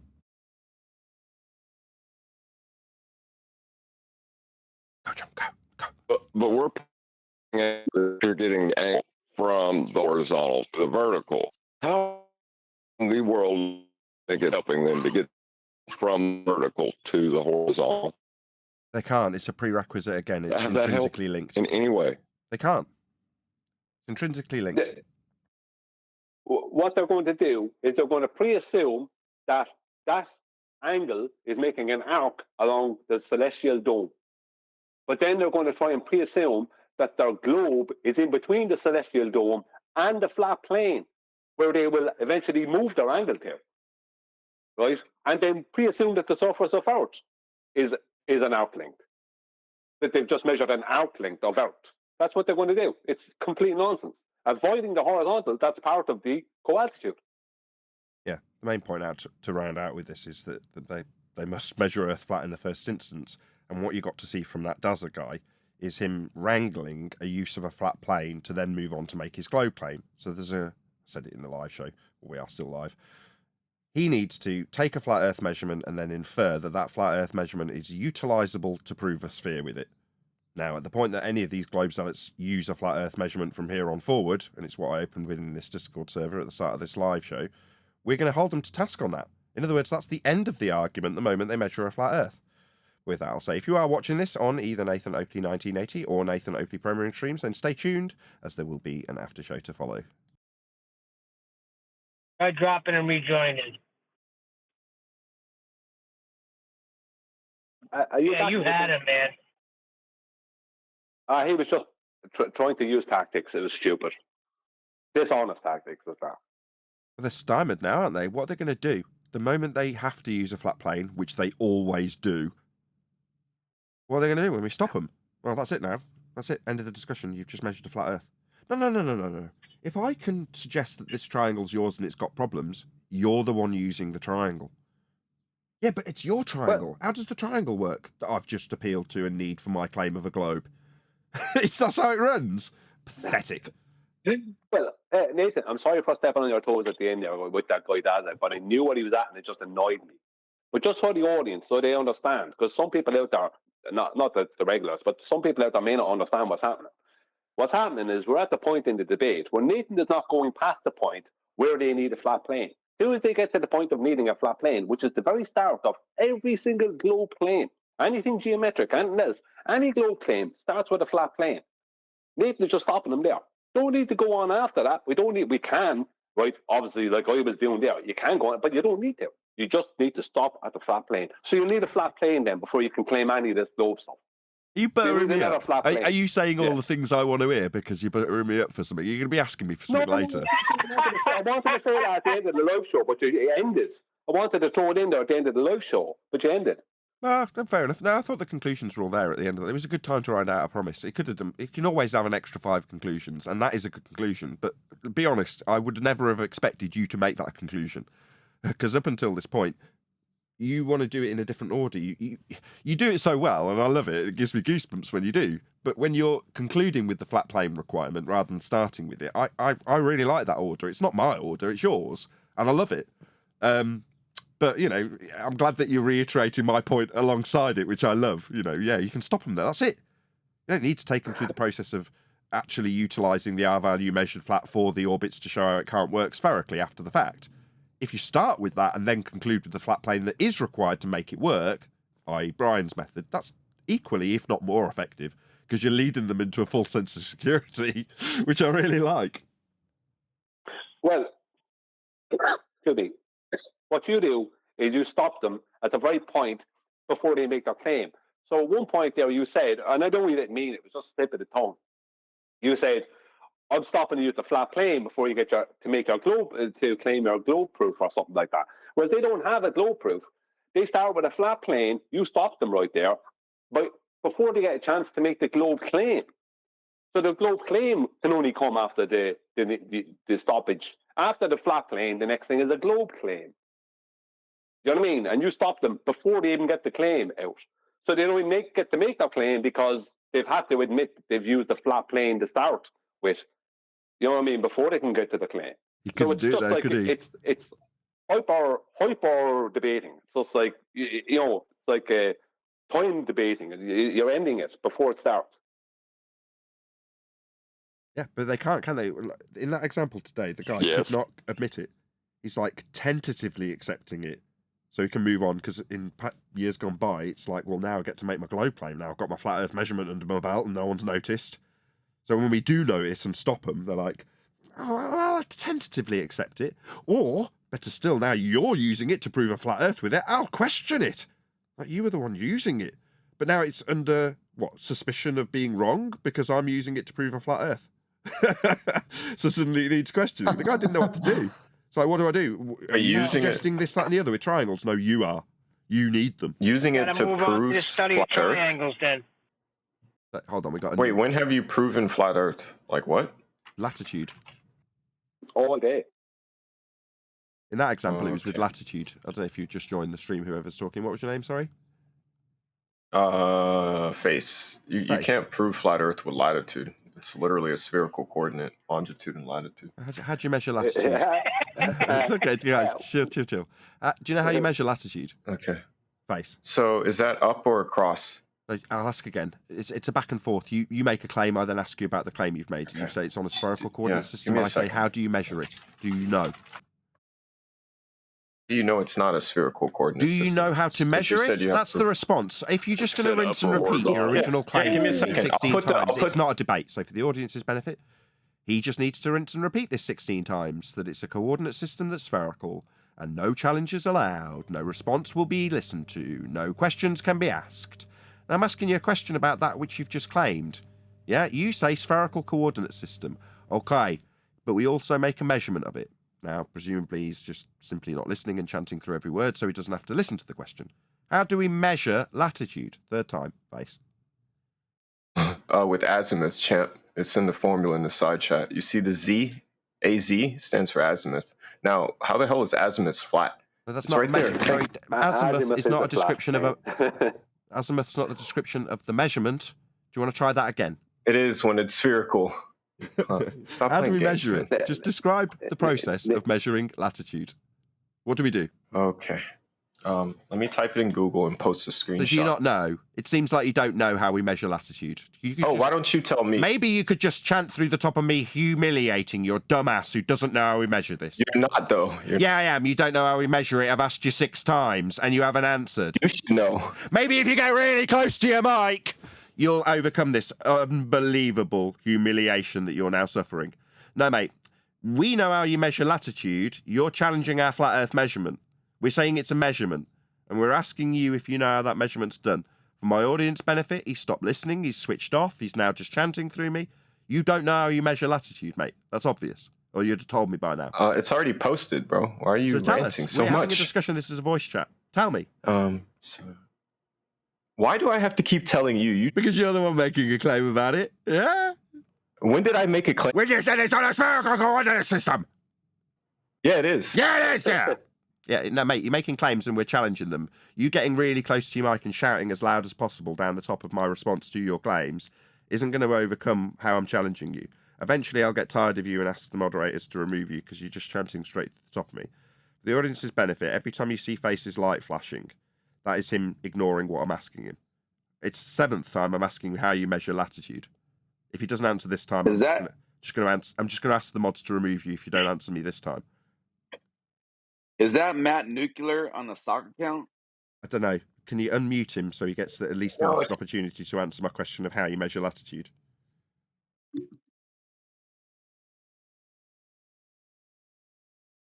No, you're useless to us, face. All you can do is chant through the top of me as loud as you can.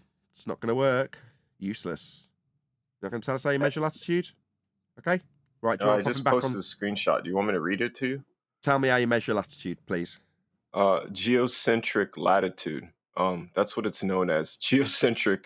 You see the also known as spherical latitude incorrect. in the side chat. So I want you to explain how the hell you just read He it. hasn't told me how we measure it. He's given me a description he got from Wiki that doesn't include the description of the measurement itself, so he's useless to us. He's not actually answering me, he's just directing me to his Wiki search. Can I ask you a question, Nathan? Yeah, sure. Is the surface of a sphere two-dimensional or three-dimensional? Three-dimensional. Yeah. Is latitude and longitude a two-dimensional coordinate system? Yes. Yeah. So how could the surface of a sphere fit a two-dimensional coordinate system? It won't. Exactly. We were never going to get there in a reasonable manner. Face was the type of person that needs to chant his wiki search that has got the word globe in it a couple of times and then ignore the questions that are put to him, like, how do you measure it? I'll tell you how you measure it. It's an angle measurement off a flat earth.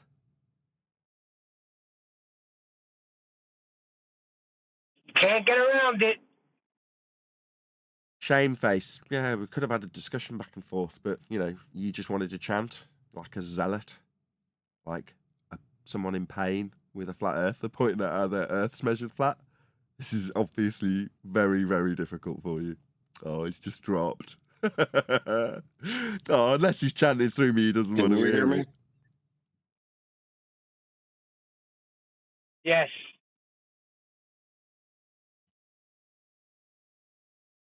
Right, anybody else? Hopefully someone that is a bit more reasonable than that face guy.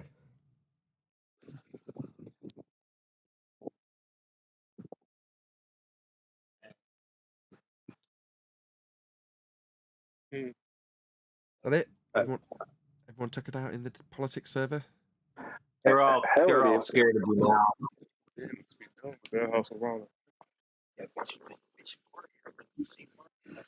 Pardon me, can you hear me? Yeah, we do. I can hear you, John. Yeah, Reg, Joe, Yeah, you're hot that micing, other mate. guy, when he said up and across, Hold on just a sec, John. Reg, can you... Oh, someone's serving me to him. Carry on, John. yeah, when he said up and across, talking about azimuth, up vertically, across horizontally, that gives you spherical? Really? No. Demonstrate. Oh, dear. That was in my back pocket, his use of azimuth and altitude. We didn't get to that. He just chanted through us, shouted through the top of me. Well, what's funny is he said, how is azimuth a flat plane? Like, are you serious, buddy? Have you ever researched anything to do with that in your claim? No, he's done a Google search on the spot. Exactly.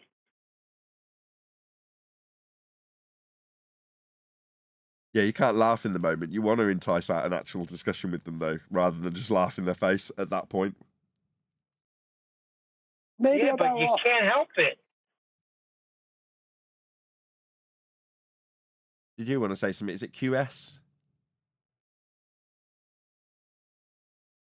Am I saying that right? Looks like QS. It's Q something.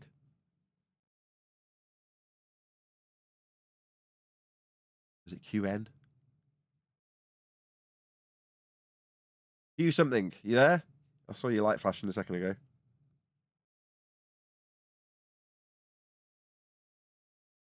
Ugh.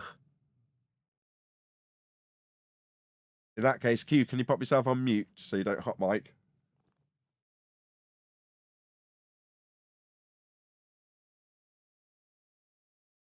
Was there anybody else in this Discord server that wanted to challenge us in terms of our flat Earth proof Polaris used in this live show that's just gone?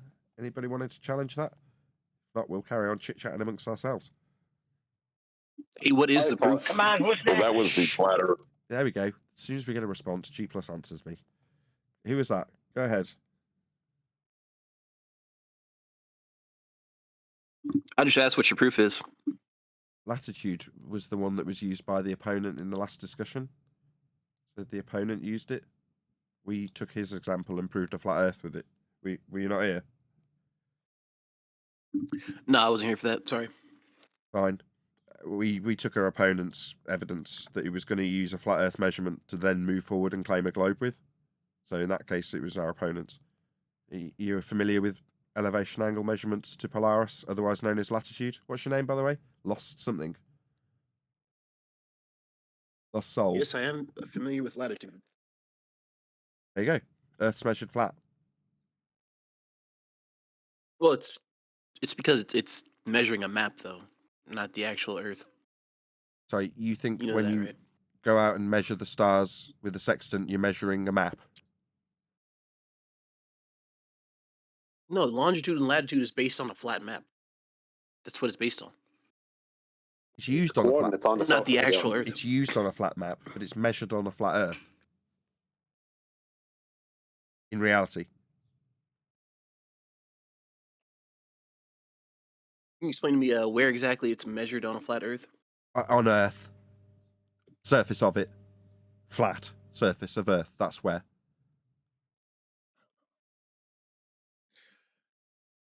Oh, man. You understand why this isn't proof that the Earth is flat, right? So maybe you can explain why measuring a flat Earth isn't a measurement of a flat Earth. Go ahead. Because longitude and latitude is not based off a measurement of Earth. Okay, It's not. like the last guy, how do you measure latitude? Don't just laugh straight in his face, although it is hilarious. We'll laugh about it after. How do you measure latitude, my friend? Lost Soul. Using the azimuth of a map. So, welcome to Flat Earth. Azimuth is flat. No, the map is flat. Yeah, not and we're the measuring Earth. it. Yes, okay, we'll try this again. It's We're measuring the attempt. map, It not seems the that Earth. we didn't now. Is this where your chanting begins and you're going to start talking through the top of me because it's the third attempt? Is this where you're going to do what the last guy did? Just start chanting straight through me. Just tell me. I'm not chanting, brother. Well, do you want to shut up while I ask you again because you haven't answered? How do you measure? This guy's real upset. Projection too. How do you measure latitude on Earth in reality? You don't measure latitude on the Earth. You measure latitude on a map. This and guy's the an map idiot. correlates. This guy's to an the idiot. Earth. Shut up. Shut up, you stupid boy. No, you do not. You're stupid. You don't have a place at the table anymore. You've demonstrated yourself ignorant. You don't know how it's measured. Shut up. Don't laugh. You're an idiot. You don't know how the measurement's done like the last guy.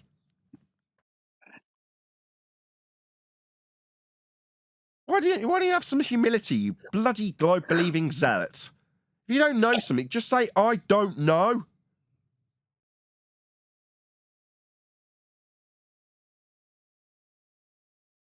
I think he was half trolling. Well, Go on, John. he was listening to the discussion and trying to figure out a way to invalidate the measurement, is what he was doing. And it's not the Earth, Nathan. Study the map. Not the Earth. Back to it's not the Earth. GPS, Yeah, it's not the Earth. Celestial navigation, it's not the Earth. Everything is not the Earth. When are we going to actually be referencing the Earth? The very thing we're supposed to be navigating.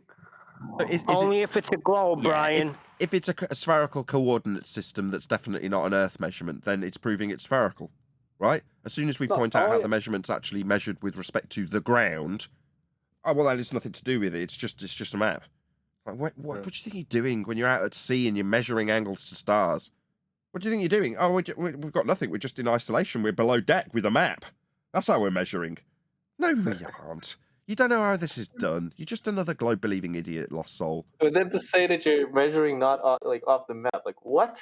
Like what is the assumption being made here? The only thing that you're saying is you're not sure about the equation. That's all you're saying. Like do the actual fucking thing, do the study, Don't and swear. then come back. Please don't swear. My bad. Yeah, we're not measuring from a map. We're measuring from Earth, the ground, which is flat, lost soul. But they even don't want to address their own spherical surface at times. It's like it's always not the Earth, whether they're believing it's a globe or flat. It's always not the Earth. Like, oh no, coordinates nothing to do with the Earth. I mean, what's the point of them then? What I mean, coordinates of what? Positions on Earth that are not the Earth because they're flat. Oh, well, no, they are still the Earth. It's just flat. Yeah, he's trying to find his position on that map with longitude and latitude lines. And the proof is in the pudding. It consecutively measures flat.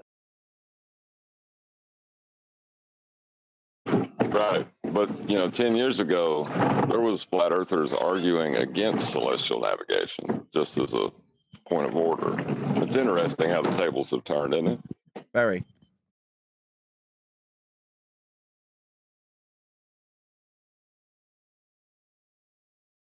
I would just get projection.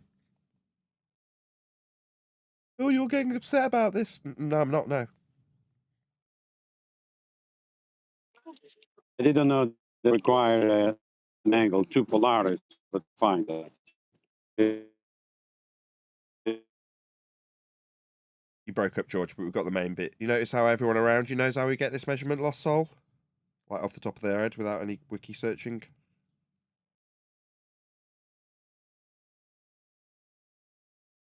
Clearly not.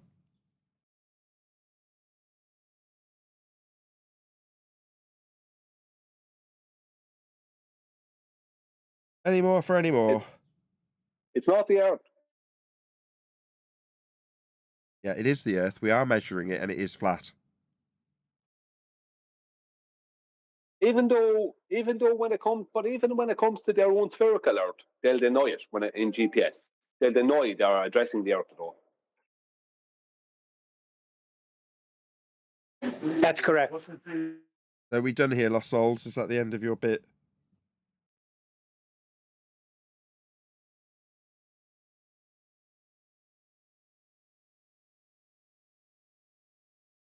We'll deny it's.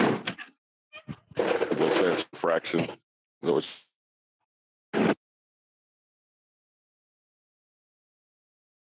Right, anybody else? Give it time, Nathan. Give it time. It's Freaky Friday. They'll be coming. We can carry on recording again. Get some milk. A lot of the Globers in here are waiting for you to leave so they can start talking again. I know who's in here. I mean, I can do that in a way. I've run out of milk and I do want coffee, so I could go and get milk, which means I've literally got to step away. I mean, while you're at it, no, I'm not getting give you him nothing. some breathing Don't space. ask. I'm not getting you anything.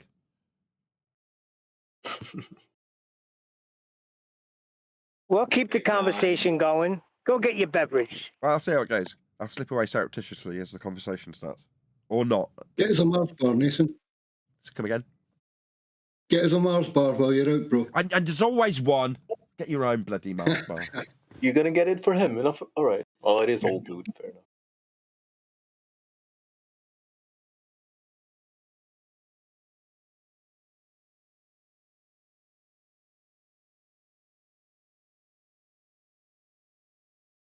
Just get a bit frustrating when, like I said, with that Daza guy, that was not infuriating, but frustrating. Different reasons for Brian and myself in terms of our frustration. Right? Brian's frustration is in their attempt to incorporate their globe evidence and curve, which one was it? Nautical miles. Just deceptive. Yeah. My frustration is in the tentative acceptance of the fact that we measure flat. Because they all, well, not they all, the ones that are a little bit higher up, that guy seems smart. So he seems to understand how it works and understands and starts stuttering at the points that he has to understand and concede for his own claim to move forward. But an understanding of a flat earth measurement for his claim to move forward is something that he kind of has to accept, but really doesn't want to make it too obvious. You're like, well, that's frustrating. Yeah, okay, but let me ask you something. No, that's not an acceptance of the flat earth measurement that we're going to be moving forward with. And how is it when you go, okay, well, I've got a question for you. Like, yeah, tentative acceptance isn't going to do it. Yeah, I'm really going to be rubbing your nose in your own piss when it comes to this flat earth measurement you need. Yeah, that stuttering and stammering, boy, that is such a giveaway. They're scrambling. Instead of just acknowledging it, they'll scramble around, stutter, stammer, to come up with nothing. In the words of Protothad, if y'all could just get past this flat plane, I could show you how it's a globe. That's what they try to do, and Nathan holds them there. Well, you got problems with this, the puppies of this triangle. Who cares? You just measure it flat along with us. Stay right there. Don't go nowhere. Yeah, you've got problems with your origin story. Oh, well, that's a big problem for me. Not. I don't care. If you've got a problem with this triangle, it's needed in your claim.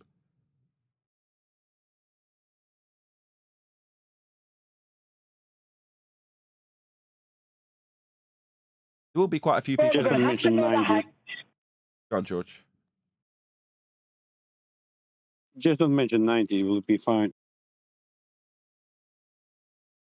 Yeah, I hope the audience is picking up on it. The fact that they need this flat Earth measurement for them to move forward with their globe claim. Hearing it happen live is fantastic. Hearing somebody stuttering and stammering their way around the fact that they need to tentatively accept the fact that Earth's measured flat for them to make their globe claim. To my knowledge, that's the first time that's happened. Is it the first time? It might not be. But either way, that's a chance for the audience to see it unfolding. Yeah, why doesn't he just say no? No, we don't measure Earth flat. Why is it, okay, but let's just move on without you realising I've accepted the flat Earth I'm going to be needing to move forward with my globe claim? That's what actually happened. Hopefully it's telling to the audience. No, it is, Nathan. It is. Trust me. They're hearing this, and they're seeing it happening right before their eyes. It's the server I want to appeal to. The audience to a second extent, but on Freaky Friday, as you put it, I want the server to hear it. So that they go, oh, they need a flat Earth for their globe claim. Well, I'll hold them to task on it. No, I just have a 90 degree to the surface, but it's not the surface. Not the ground. Ground position. It's not the ground. You're not measuring the Earth flat. It's the maps. What you'll often find is a lot of their claims start with a flat plane and finish with a flat plane, but they'll insert a globe or at least a celestial dome that they'll call a hemisphere in the middle of those two places. So they'll often start and end in the same place, but they'll bring you around in a circle, sometimes literally, to get there. Yeah, that's what. Yeah, they will need a horizontal plane. They will need a horizontal plane. Spheres, they don't have horizontal planes.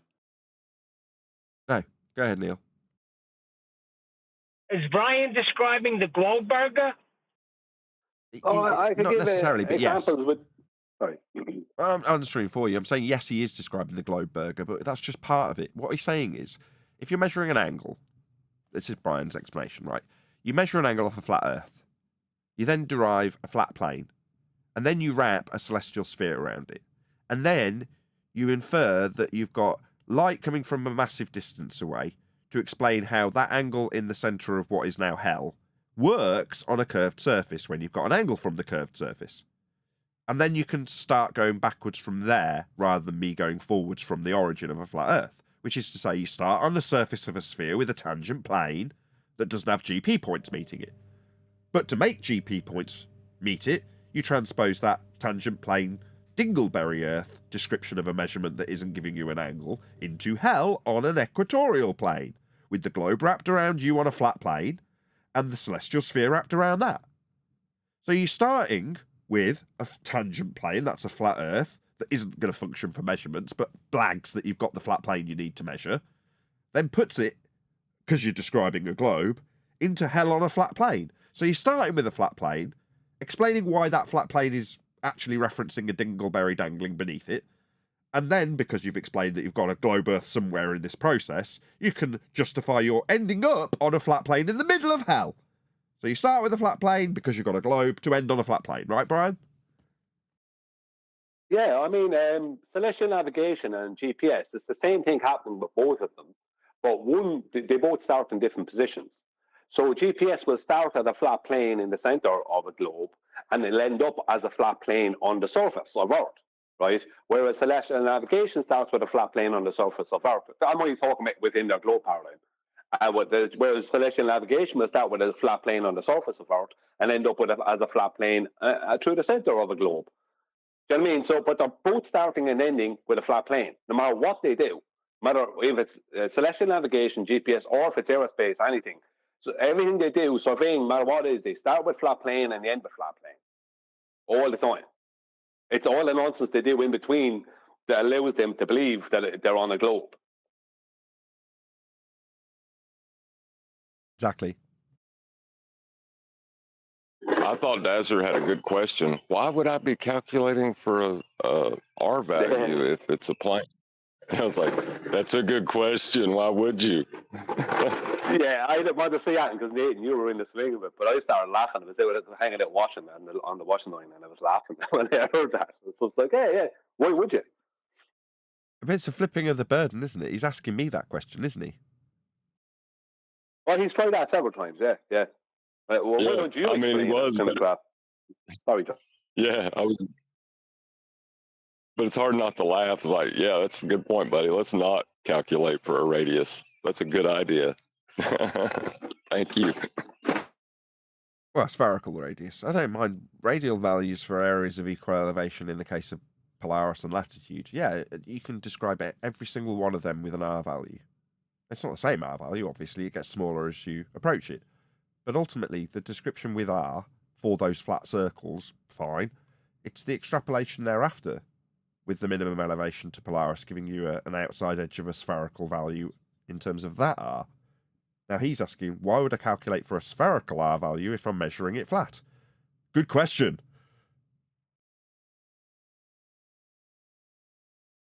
Yeah, that's what I was saying. I was giggling like, yeah, I guess you wouldn't.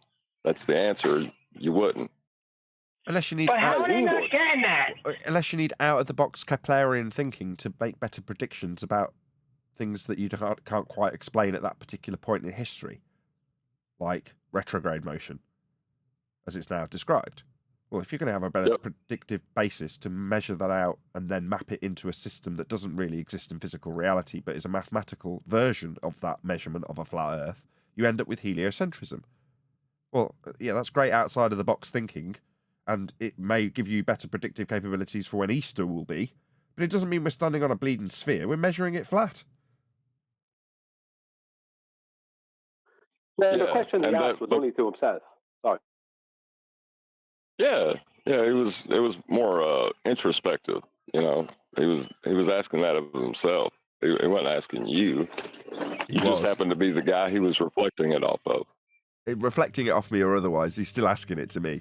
And as far as I'm concerned, I take these things at face value. I'm not going to read between the lines and infer introspection when he's just asking me, why would I measure this spherical radial value, to paraphrase his question. Like, as far as I'm concerned, that's just a flipping of the burden. No, we're going to just stay exactly where we are. So we are measuring it flat then. I don't care about your introspection. I don't care about your burden of proof reversal. Just admit that you're measuring it flat so we can move forward. Now, I keep saying so we can move forward to him. So that in his mind, he's like, yeah, once I concede that I need this flat Earth measurement for my globe claim, we can move forward, right? Once he actually says it, I'm going to go, well, no, actually, no, we're not going to be moving forward. We've just proven Earth's flat. Why would we move forward? Oh, yeah, of course, I forgot. You still need to justify your globe religion, don't you? After measuring Earth flat. And that's precisely how you have, up until now, justified your globe religion. Measured Earth flat and then introduced a globe religion after the fact. Yeah, we're not going to do that. I'm not going to do that. Brian, anybody else, feel free. Me, nah, the moment you measure Earth flat, I'll stop you. That's it. We've done with. That's it. Our part here is over. Yeah, but that triggers them, Brian, because then when Nathan does that, he gets told, "You are the most horrible human being I ever spoke to," or something to that effect. That's what he said. That was almost verbatim. You're a horrible human being. With them. Go, Brian. Sorry, John. I'll go after you. It's me rumpusing you. Go ahead, Brian. Then John. Okay, sorry. I thought it was John. No, what I do is different, right? How I deal with the borders is different. I go into their claim with them, right? And I'll allow them to go through their claim because I know they're going to need a flat plane. And as I said, they mostly need a flat plane at the start and at the end. So no matter what they do, they're going to need this flat plane. So I go, often, it depends on the claim. I go in and see, sometimes they have their claims wrong, right? This is a problem. Sometimes they don't know their own claim or how to, there are certain times when the certain borders are claiming things and they don't even know the claim they're making, how to make it for a globe, blah, blah, blah. And then there's other times where they do know, where it makes no sense to allow them to go through the nonsense because they're purely just, it's a pure begging the question fallacy from the start kind of thing, which they all are. I agree with that. But I'll go into the thing they're talking about and I'll ask them questions about it. Because most of the time, it's just a chant thing. It's a globe because. It's a globe because. It's like, okay, then, let's go through the process. How does this prove a globe? You know what I mean? And it ends up with the use of a flat plane. And there's no actual proof. There's nothing that can prove a globe because we're not living on one. It's that simple. So it'll never be proven because it's not real. I don't have to worry about anything after that because there's nothing to worry about. I am 100% confident in that, so I never have to worry. Yeah, but in their mind, understanding the model and the conversion from a flat plane measurement means that they are living on a sphere. We're just stopping them from doing it. It's us, and we're horrible human beings.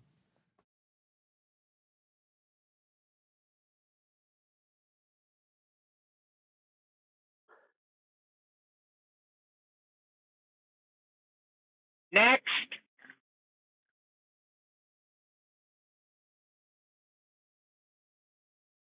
Only got to reference the plane a little bit. Well, the lad Daza earlier, he made your point for you, Nathan, in the middle of you debating them, because at one point, I think it was a Pocophone or someone mentioned something about a flat plane, gave a reference to where a flat plane is needed, and he went, yeah, and then tried to build a globe claim off of it. Right away, nearly like it was like trained into him. So as soon as he got that flat plane, he went to try and build a globe claim. Immediately, he tried to make a globe claim, and you stopped him. But he went to make a globe claim based off of the flat plane that Apocryphon, I think it was Apocryphon, or George or someone, off of the flat plane that they just got him to accept and reference. He went, yeah, and then straight into an attempted globe claim. It's like, hang on a minute, right? You don't just go from a flat plane to a globe. You know what I mean? That is exactly what they have to do. That's how their religion's based. That's how their religions come to fruition. So, like we've been saying since the start of 2024, the moment you point out where their origin story lies, they can't deny it. So, at best, so far, we've got this Dazzler guy with his tentative acceptance, and then if so long as it's not coming from me, it's coming from Apocryphon that starts with the premise of a flat plane we're measuring, he can accept it, and then, like you say, build his globe claim on it. They need a flat Earth. Yeah, but look, this is my point years ago. Look at Kepler's analemma. Where did he get the measurements for that? He had to make them, or someone had to make them in reality, which are angles of a flat plane. So his analemma is a mathematical derivation, including the Keplerian model or paradigm of a solar system, after he's measured all this stuff in reality, looking up at the very sun that you and I would look up at and have to take angles of a flat plane to. So his analemma came from what? Flat plane. Where did all the measurement? Where did he get all the measurements for all this? I know it came from the ephemeris. He just hijacked the ephemeris. The point is any measurements he made, he had to reference the Earth as flat to make them. Then he went on to create a heliocentric globe paradigm. Precisely. It's like, no, that's just, no. Yeah, that's where their globe origin story begins. So they can't deny it because a denial of the flat plane measurement that the system they're believing in, standing on, has its origins there. So you can't deny it. So what are they going to do? So long as nobody notices that they've accepted a flat plane's been measured to move forward with their globe claim, so long as no one notices, it just seems like the prevalence in the discussion is the globe bit. Not anymore. No, you need the flat Earth for that, don't you? Yeah, well, we're going to stop right here. That's it. Job's a good one. Earth measured flat. For you, not me. What's that? I need to justify these triangles. No, they're used to give you an R value in your claim that you just made. I need to explain them, do I? No. You guys need a flat Earth more than we do. Yeah, because after it's a case of like with that lad earlier, Daza. He went, yeah. As soon as a flat plane was referenced by, so I don't know who, one of the people on Discord, and he went, yeah, and went to make a globe claim. Instantly, your reality was being hijacked. That's what they do. They hijack your reality and then try and turn it into something it's not. It's like they're gaslighting you while also gaslighting themselves, if you understand what I mean. It's a self-gaslight that they're trying to promote outward. Most of what they do, or most of what we experience in this debate, Brian, is projection. The whole idea that we need to start explaining things with models and suns floating on planes that are azimuth equidistant projections and such like is purely off the back of people who are in shell shock because they found this information out and spew all of their concerns out into the realm that we're in. And lots of people go around going, oh, look at all this puke lying around. I better lick this up and regurgitate it again with an answer. You're like, why? These are just their concerns. When people express their understanding and then realise the flat earth is required and then ask questions about why people would lie. Well, who cares? It's a measured flat. That's all that matters. It doesn't matter what your concerns about the lies of the world around you are now you found this out. They're completely non sequitur. Who cares? But Flat Earth, as an arena, spends 90% of the time explaining answers to these concerns that people have. Like, why would they lie? Their motive is irrelevant. It's measured flat.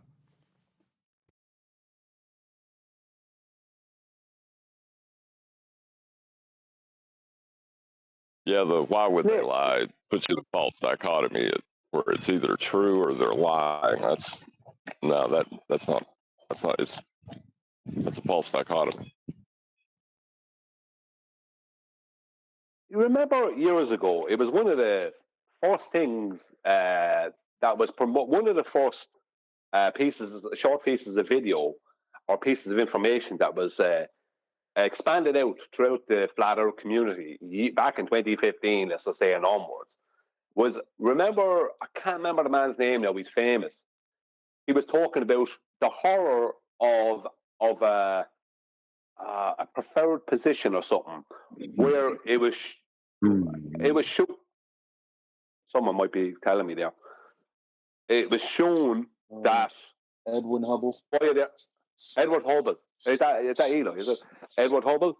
Edward Hubble. Yeah, the horror of a preferred position, I think he said. And it's like, why is that a horror? It's like when you're stopping them at the flat plane, you're showing them that very thing. His reaction there was the same as showing them the flat plane. It's like you just used a flat plane there before you made your claim. Your claim required a flat plane. You know what I mean? It's like, well, can I just go past that part? You know what I mean? You know, it's kind of I don't want to think about that part. You know, that's what you have. You know, it's like, I don't want to think about that. I don't want to think about this position where I actually might be at the center of all this. You know, I don't want to think about that. That's too daunting. But the flat plane thing is the same. It's just maybe on a slightly smaller, more local level. But as you point out to them, they're using a flat plane for their claim. That's they're getting a similar. You're getting a similar reaction out of them internally.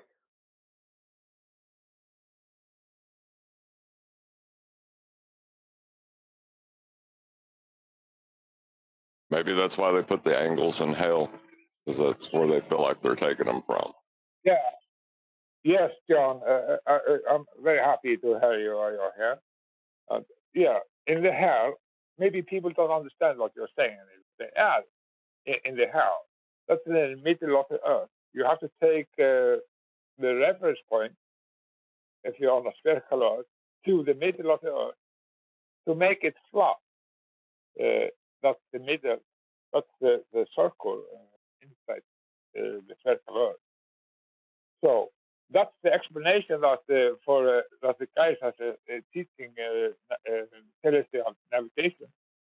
Oh, now we have to do the tricks. Now we have to go think about you're going inside the earth in the middle part. Why are you doing that? to make it a plane. Because all of this navigation is a reference to a flat plane reference. And exactly that you have, John, said so often, they are making a celestial globe over it from the middle of the earth. It's very, very clever, and it's not so easy for people to understand. Can you say something about that, John? Well, yeah, that's what I was saying is where Brian. Oh, go ahead, Brian.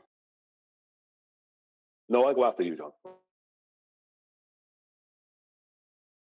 I was just saying the idea of a preferred position within the universe is a horror. The idea that you're taking angle measurements from the surface of Earth or from a flat plane, you must be in hell. Well, yeah, but I am talking. Is sorry, before you answer this, I am talking about the explanation from the educator that educate people how to navigate and so on and so on. They say how to do it. Then the explanation of it has no reality to anything. They are very, very hard to deliver and tell people what they are meaning. Yeah, you have to think of it like you're going in the middle of the earth. If you have to think about it, you cannot just say what it's about, then it's wrong. What are you talking about? Yeah, you have to go in the middle of the earth to make it flat. The middle of the earth is the North Pole in the middle, and the big circle around.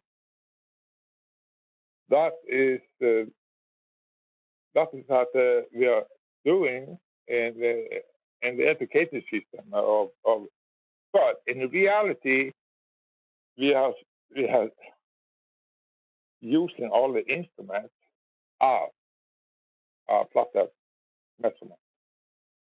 But explanation. Reality is being done on the surface.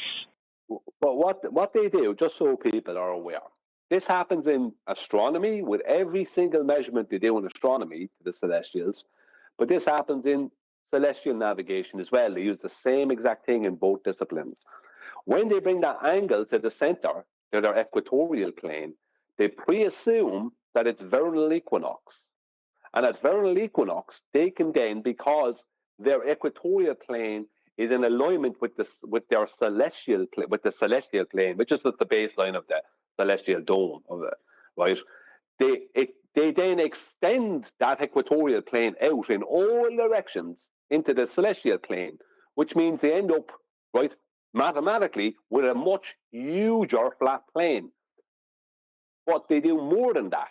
The next step is to pre-assume that massive flat plane is then stationary and that the celestials are moving.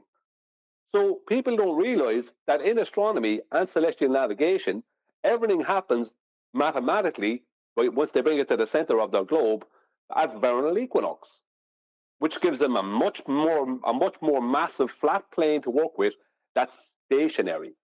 And they deal with mathematically moving celestials.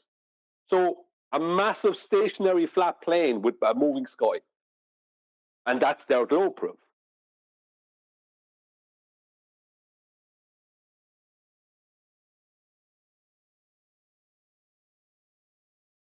Yeah, you'll need a flat plane. John summed it up best. You guys need a flat plane more than we do. Never a true statement has been made.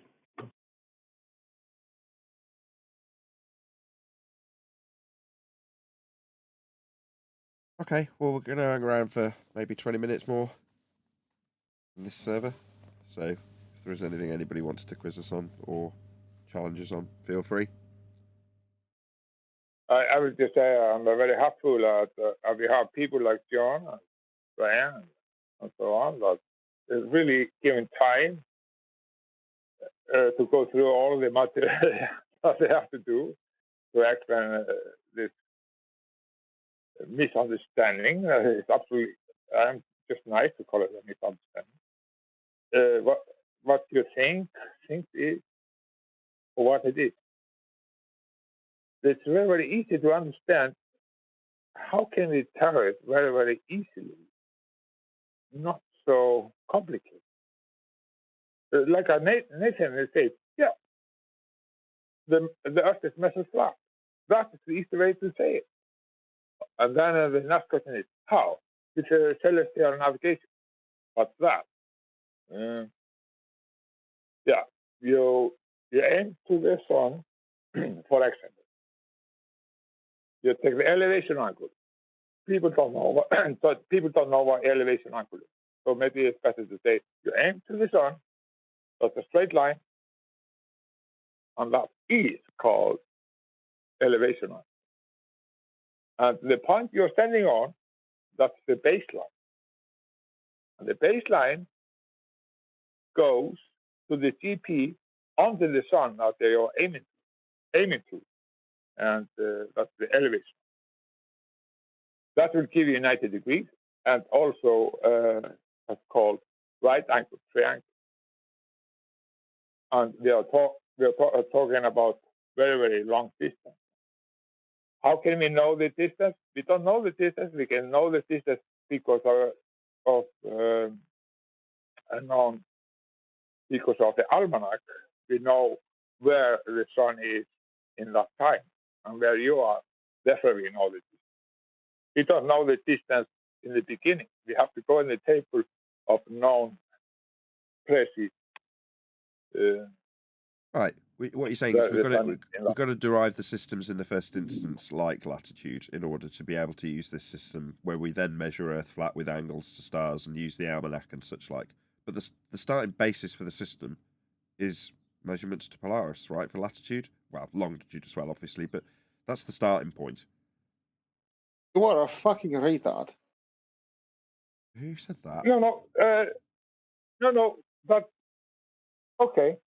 I'm not finished. What are you doing, Johnny? Why are you swearing at me? That wasn't Johnny. That wasn't Johnny. That was somebody saying that too, Johnny. Oh, sorry. About to say, bit off the cuff for you, Johnny. There was a little non sequitur after you just backed him up as well, really. So sounded just like him. It did sound a bit like him.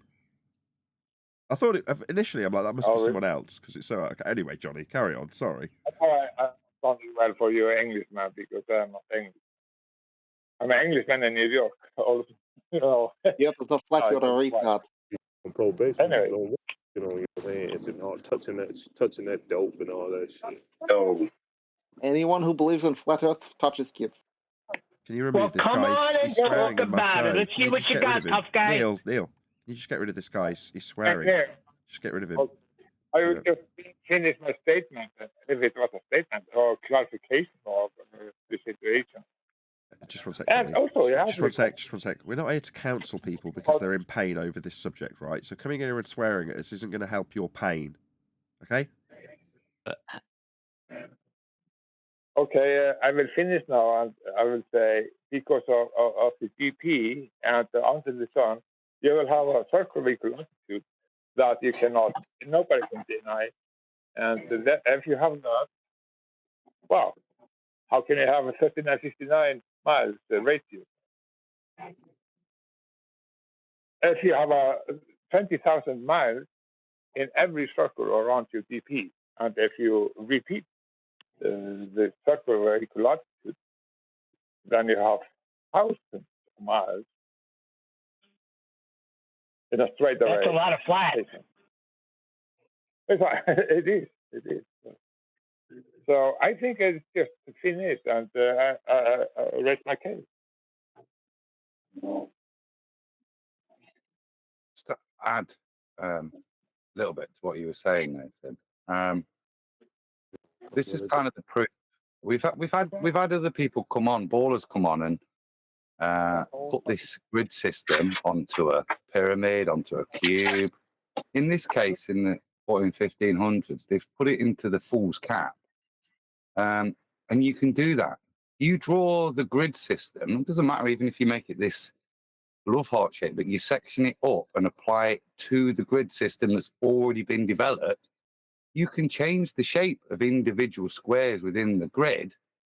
As long as each point still fits, it'll all still fit, to the point that we've got a working map in the shape of a face. All of those points are just placed on the face. The grid is overlaid onto the face, it's overlaid onto the ball, and then the pre-existing grid system will still work. You'll get distortions, as you see there, look, but the grid still works, and it would still function as a map. Right. Right to the guys in Discord, AI was causing a load of audio chaos. Hopefully you got the most of that.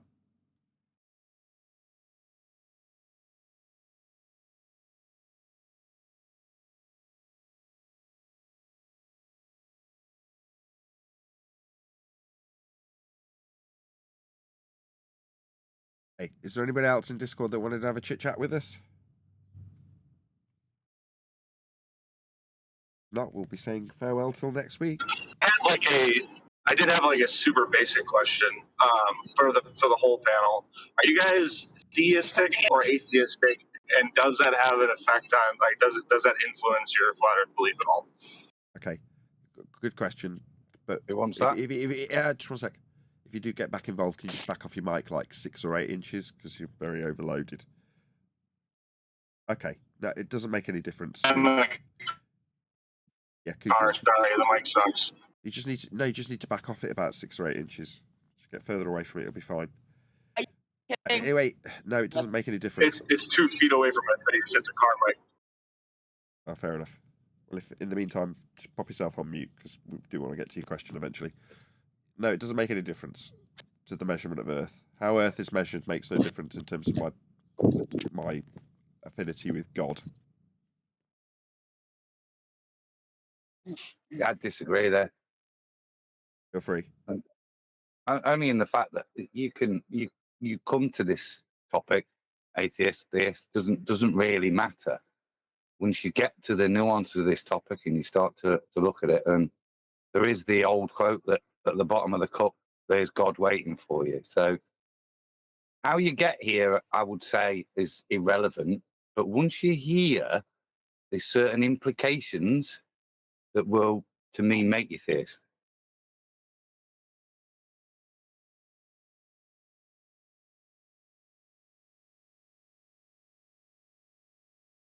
Yeah, you can't not end up knowing that there is a creator, even if you're an atheist beforehand.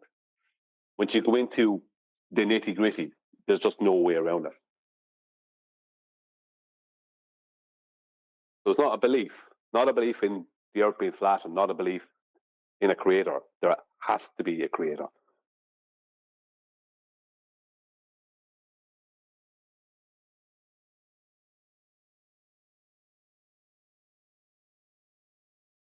Cakes don't bake themselves.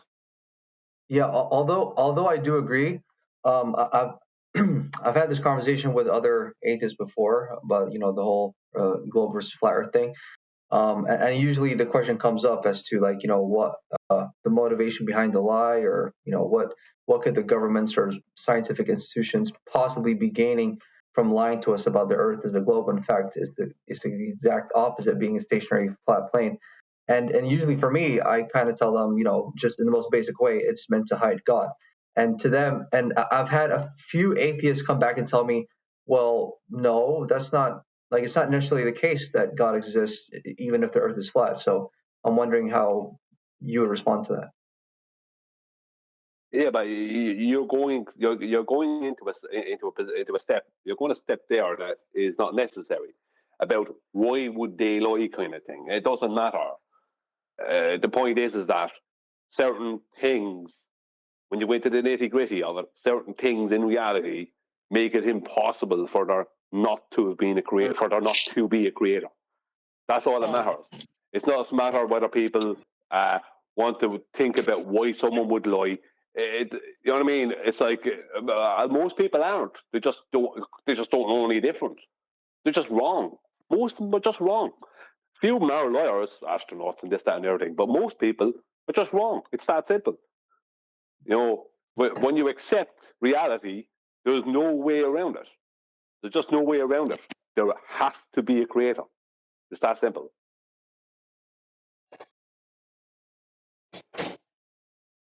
Yeah, no, I agree. I think the people who deny it are just pretty much like coping at that point. That's really all it is. Well, it's a big listen.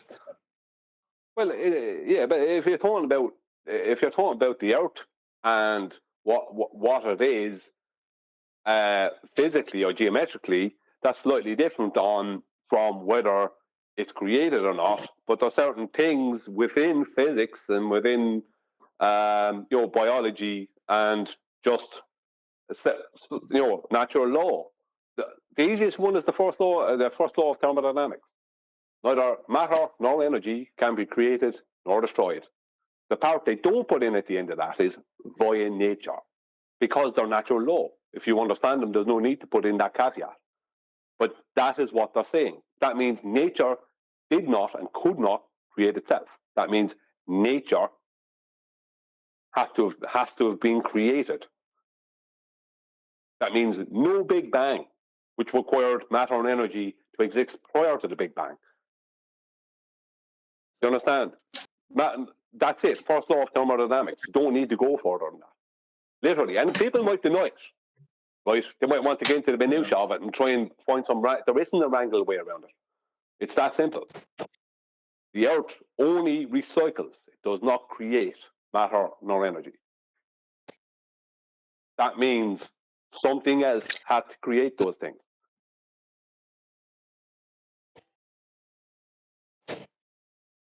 Yep, I agree. You there, AJ? How are we for time?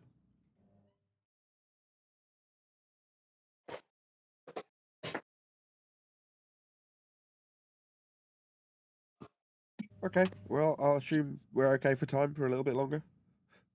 Yeah, Nathan, on you go. I think AJ dropped earlier on, but yeah, carry on, bro. Cool.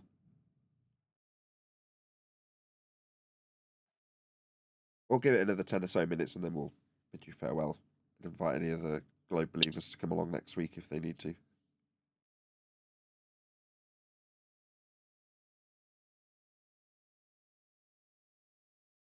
be honest, I was very pleased with Daz's tacit acceptance.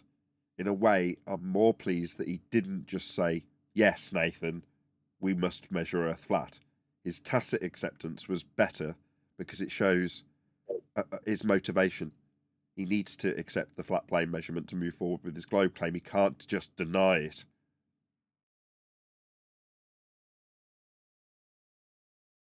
Very useful. Are you saying that he's actually making... Sorry, are you saying he's actually making progress? No, I'm saying it's very useful for the audience. Progress? No. For him to progress, he would have to overtly accept the Earth measurement that he is using as a flat Earth measurement.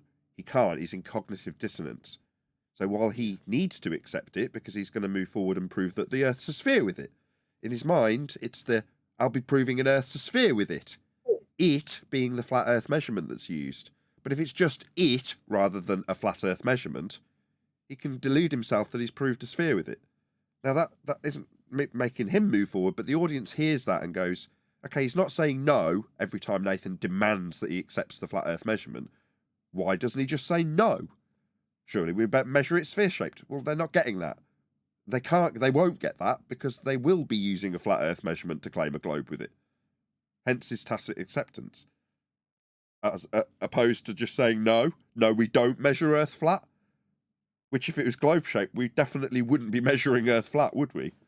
But we do because the globe isn't real. It comes from measurements and they're of Earth and Earth is flat. There's no way around it for them.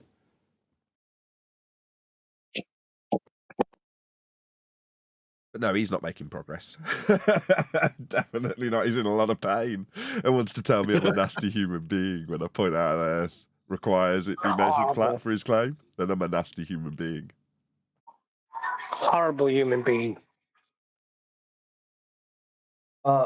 Wait, Nathan, if you had to play devil's advocate a bit, like, would you say What would you say is like the best argument Globers have for the Earth being a spinning, wobbling globe through space? The best If any. argument they have is to do what I just said, take the flat Earth measurements, brush past them. That is their argument. When you say best argument, all of their arguments are the same. They all use the same basic premise, which is measure Earth flat and then use those measurements to calculate a globe from it. That is their only argument. Okay. They just got away with it for the last 10 years because we never noticed. When they said things like sea level, no one went, hang on a minute. What do you mean sea level? Shouldn't you have a globe level to measure this from? Well, no, they measure it from a flat Earth and then say it's a globe afterwards. Because if we can just have a bit of flat Earth to measure first, we can say it's a globe. Well, we just never noticed. Well, no, I would have to disagree there because there was plenty of people who noticed. Did. No, not saying just me. Let me explain. There's plenty of people who did, but not in unison and not loud enough. Right? People weren't accepting the simplicity of what was happening, and now people are on our side are starting to accept the simplicity. See, there can't be a globe argument because for you to argue for the existence of something, it must exist. But if everything they do starts with them needing the flat plane that we're arguing for, then that means what they're claiming can't exist. So they don't ever have arguments. They have tactics that allow them to make claims. They don't actually have an argument in any way, shape, or form. But they'll give you the impression they have an argument via making a claim after they've hijacked the flat plane that they're denying, the thing you're arguing for. Yeah, so to put it another way, while it may seem like there could be a, quote, best argument for Globers to have, in reality, what you've asked about best arguments is actually flat Earth proof. It's just been hidden below the surface of their claim until now. Not even hidden well. In many instances, it's quite overt, like with sea level. Whenever you're a Glober saying sea level, you're like, well, welcome to flat Earth. You need to measure the level surface, do you? Yeah, you will. Yeah, we do. That's how it's done. But then they'll, like with that Dazzler guy, start questioning me about my triangle on the globe surface. No. You've got a flat surface for your globe. It's a contradiction in terms that needs no explanation after we explain the measurement when it's flat. That's it. That's the end of the discussion. But that would be, to answer your question, their best globe claim. Their best globe claim was to take measurements that exist in reality, flat, and infer that they prove a globe. Because then when you cross-reference them, if no one notices that you're measuring Earth flat to say it's a globe, then it's a really good globe proof, isn't it? You see what I mean? Can I simplify things? Your best globe proof is your flat plane that you're arguing for. The best proof of your flat plane is their arguments for their globe that they don't have. No, I've just figured it out. This is the better answer.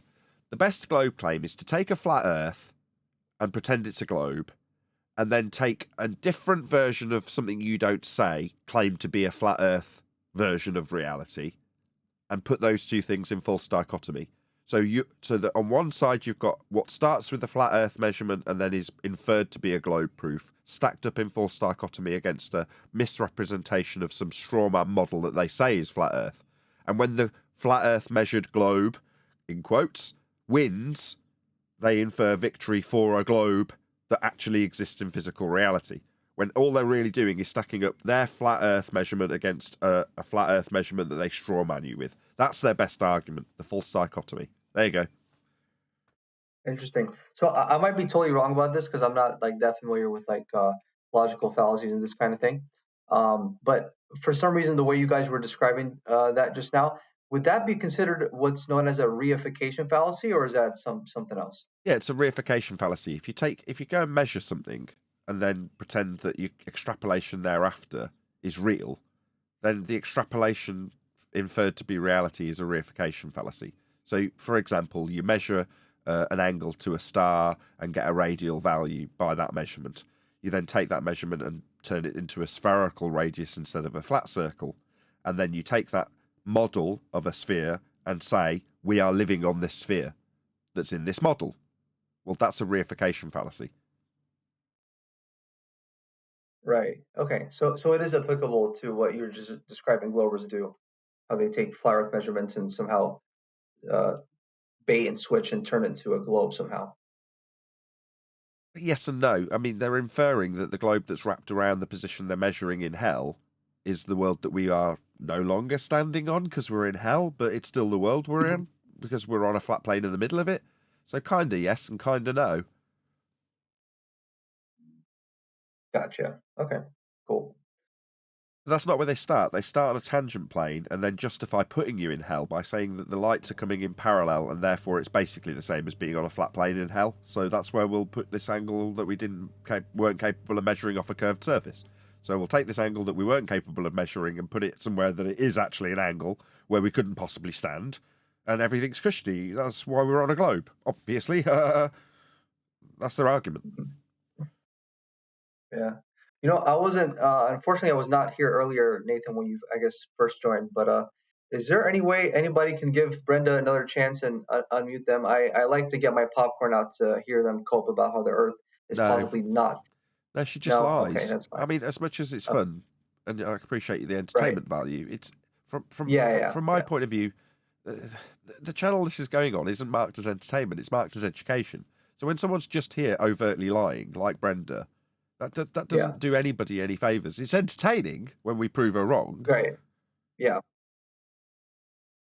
But the guy earlier, that Dazza guy will be welcome back every time. Every single time. Even the mods picked up on it, right? So the mods, when I'm saying, shut him down, we're done with this, they still took him off 2 minutes later, and I'm glad they do. Because he'll always be welcome back, right? Things like a tacit acceptance means that he's not being dishonest, not lying. No, we don't measure it flat. That would be a lie. He knows we do, so he has to give his tacit... So he's always going to get welcome back. The overall premise that he's punting isn't correct, and we can show how with his own measurements, so long as he doesn't lie. Like saying it's not measured flat. Brendan will Right, just he never lie to said everyone. that. He never said, no, it's not, Nathan. Exactly, So- exactly. So he'd be welcome back every time, wouldn't he? Even if he did start lying, Should be. out of necessity, if he started lying, you know, you get a few opportunities. Brenda, we've dealt with her for 10 years. She does nothing but lie. Can I just say that the best way to debate the topic, if you want the easiest debate, it may not be the nicest debate for everybody, but it's the easiest debate, is the one that Nathan used today, which is, it requires discipline. It's that you allow them to start with their globe and you stop them at every point they need a flat plane, right? Because they are using the very thing that you're arguing for, and then they go on to deny it and ask you to prove it after they've had to use it. They're asking you to prove the thing they've had to use. So the easiest debate, when I say easy, it's only if you have discipline, is to allow them to start with their stuff, and then you point out where they have a flat plane. When they say the word up, what? You're going to need a flat plane for that. When they say gradient, you're going to need a flat plane for that. You know, when they say tangent, that's a flat plane. You know, is this angles, Brian? Gentlemen. I was just thinking the same thing. Is this you, Brian? Or I'm taking over you. Someone's kidnapped I Brian. understand. It's not that I didn't understand it, Neil. This is my point. Nathan can do it, but Nathan has the discipline. He can do that. He can sit there and just point out, and John does it. I have to say, Nathan, John does it even better. He does. Right? But you can do it. Nathan can sit there and just point out all the places they need a flat plane. And after that, he doesn't. That's the end of that then. Right? You can't make a globe claim after that. You just needed a flat plane. If you can do that, it stops them. No, it may not be the best for an audience if they don't understand what's going on for a completely green as grass audience. But if you're with an audience who do understand, which most of this server with the Flat Earthers here will, then it is the best debate because you're stopping it before it ever starts. John's better at it because he spots where they need a flat plane more often and more than I do, basically. So, for example, last time we debated with Dazza last week, he's using a premise of orbits based on an R value, and I'm allowing him to, so I can debunk orbits with respect to the height above a plane, and eventually in his debate, and again, credit to Brian, because by allowing him, it's through ignorance, I'll add, to have the R value to make his claim, we get to the point where he needs a horizontal plane of reference anyway in the center of hell for his explanation to make sense. Okay, so we still get there in the end, but after the fact, John was like, well, you've already allowed him the R value, and you need a flat plane to measure. But I didn't spot it last week. So you're absolutely right, John is better at this than I, because he spots it more often. And on our own server, on a general day of the week, for those of you in this server, it'll normally be the case that I'll be discussing it with someone, John will interrupt, I'll tell him not to, and when he finally gets his word in edgeways, it's pointing out that I've missed a point where they've needed a flat plane for their argument. So yeah, you're right, he is absolutely, he got this, like you did, Brian. You know, you spotted where they're using flat planes because you actually researched the subject, where I would listen to people like you and presumably rumpus you at the points that I'm having my own ignorance exposed, and frustrating as it is. But I think the reason for Neil that Brian's saying the things he is because it's finally reached a point where I've understood that Brian isn't just of the mindset to explain at every point where a flat plane is needed. If things like the overall premise of satellites and GPS aren't understood by us as a panel, it's like, okay, let's just can it for a minute till we all understand this from a globe perspective, because understanding it is the key to being able to debunk it when they put it to you, and you all don't. I'm speaking for you, Brian. That's a fact. You guys don't know how this works correctly yet. So let's just put a lid on saying you need a flat plane for that and this and the other when I'm explaining it. Yeah, and I did it today actually. When he started appealing to altitude for the height of eye measurement, I said you'll need a flat plane for it, and you were like you deal with a dog, as in, right. I'm well aware, Nathan. Shut up. I'm going somewhere here. It was very amusing to me. Yeah, I had to be. I was trying to stop you. Sorry, Neil. Look, it's like this, right? In 2015. Somewhere in the summer of 2015, I think it was around June, July, when I first got into this. It took me 8 seconds to switch. Now, there's several reasons for that, experiences I had prior to that. But why did it only take me 8 seconds? Because I saw on the clock of an Eric Dubay video to switch. Because he said something that just cannot be denied. He said that as you rise in altitude, he said that the horizon appears. At the time he said appears, not actual, appears. Always appears to rise to eye level. Now, it doesn't actually rise to eye level, but it always appears to rise to eye level. If you're on a globe, it's this simple. If we were on a globe, then the opposite must happen. Now, that's such a simple argument, right? It's such a simple thing, most people won't just accept it at that. But it's actually that simple. A globe is a geometric three-dimensional sphere, right? As I rise up, there is no way for the tangible edge of that globe to not go down as I go up. It is not possible. My distance to how far I can see that edge will change with distance, obviously, as I rise up, but that edge itself must go down. It's that simple. Now, that's such a simple argument, most people wouldn't accept it. But nobody can debunk it. It's not debunkable. All they can tell you is it's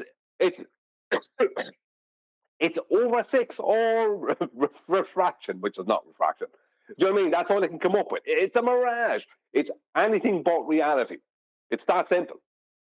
So I only just place myself in reality with any of their claims. And I knew from that exact moment on, there was no way around it. Just no way around it. You place yourself in reality with anything they're claiming, and they must start with the Earth as they experience it, which is flat and stationary. And maybe that's why I get frustrated with people, because I have a level of confidence that maybe other people don't have, because I accept the simple. I just accepted it within 8 seconds. Yep, that's it. And I had seen that myself, that very effect. We'd all seen it. But we wouldn't address it. Just address it. Yeah, that can't happen on that. That means that we're not on that. It's that simple. You can spend 20 years going around in circles, and in the end of the day, the acceptance of that is actually all you need. Yeah, Rory Cooper, my perspective, was the first to do it. 10 years ago, that was the first example he gave. Here's what happens if you raise up above a ball. Eventually, it turns into the blue marble. That is to say, it falls away from you as you raise in elevation. Here's what happens on a plane. And you go, well, that's what happens in reality. The Earth isn't falling away and eventually becoming the blue marble. It never happens. Anyway, I'm going to extend our eternal gratitude to the server moderators in the politics server. So thank you very much for having us once again.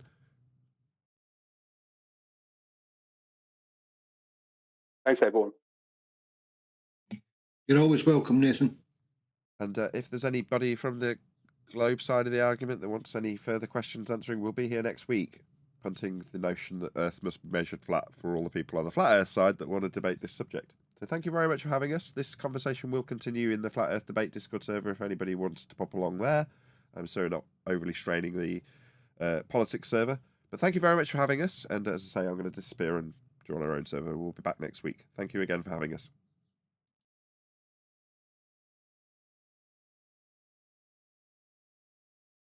Right, I'll join our own server and I'm going to stay in chit chat, if that's all right with you guys. We're going after show. Yeah, after show. Cool. We're in our own server now, so have to stand on ceremony quite as much. Not that we particularly were standing on ceremony anymore. We're quite comfortable in the politics server now, aren't we? It's like a home from home almost. It's not still our home, though. No. But it's certainly a holiday caravan that we occasionally visit. Yes, definitely. Yeah, caravan holiday we have every Friday. A Portland's holiday. Yeah. And we always go to the same caravan, so we kind of see it as our own. What are we in these analogies? What's going on? With cakes and tea. Yeah. Yeah, we take tea. We leave our own spoons there. We have our own mugs. Yeah. Exactly. I like the politics server. It's good. And we found our middle ground in terms of how long to spend in there. And, the mods do such a good job. It's getting more and more concise. We churn our way through the Globe Defenders within the live show, pretty much. But the only thing about it is that what's happening, though, is you're going in every Friday, so the ballers know when you're going to be there, and they're just avoiding it. You know what I mean? So maybe it'd be better to stagger it to different days. Take them by surprise. Up to you. No, I don't mind. I'd rather be in there on a Friday, and if over time, right? So the criticism of me and the show generally, if you take it as a whole, is well, you're just muting everybody and blah blah blah. It's you controlling the narrative, therefore you win. Like the guy said to me, "All right, you're muting." What did he say to me? You're chanting. You've not presented any evidence for anything. You've not proved anything. Something like that. Well, they can take that stance when it's, right, just running the server, me running the live show. Okay, fine. As soon as you take that away from them and go into someone else's server, you're like, no, we're not running this server. It's not ours. How you get treated in the server has nothing to do with me. Yeah? Therefore, that takes it away from me. If the pattern continues exactly the same, we go in initially, there's a lot of rumpusing, there's at least 10 people that want to talk. In fact, there's a queue of them when I first went in there. The first occasion, I did a Q&A, and it was, 4 or 5 hours of endless streams of people wanting to put questions in a Q&A. Now, yeah, we can deal with it in a live stream with a bit of silence in between. What, in 6 months, no Globers will be asking us anything? And saying, what? You mute people? No, don't, it's not my server. What are you going to moan about now? The pattern continues because you lose. It was the reason for the pattern last time. You just blame something else. Well, what might happen is it might damage the server a little bit. What I mean by that is you might have Globers starting to avoid the server and say to the people running the server they're avoiding it because you're coming in. Well, they can do that. I don't care. It's like, what are they going to approach me? Nathan, you come in on a Friday. Yeah, great fun. We all love it. We praise it greatly. Yeah, is there any chance you could do a bit worse? Because the Globers don't like it. Yeah. What am I going to say to that? But that's what happened with places like Brandon's and other places. The ballers didn't want any of what's in there, especially you. So it became a situation where once he's not here, we'll jump. With him and his cronies aren't here, especially him, then we'll turn up. Yeah, they're looking for a confirmation bias, and winning one over me is like the highest pain relief they can achieve. And when they don't get it, they're like, "Oh, well, I'm not getting my pain relief from this person. I'll just go elsewhere."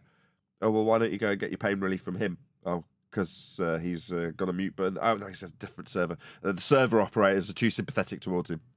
That'll be the next thing. I blame the mods. That's what will happen next.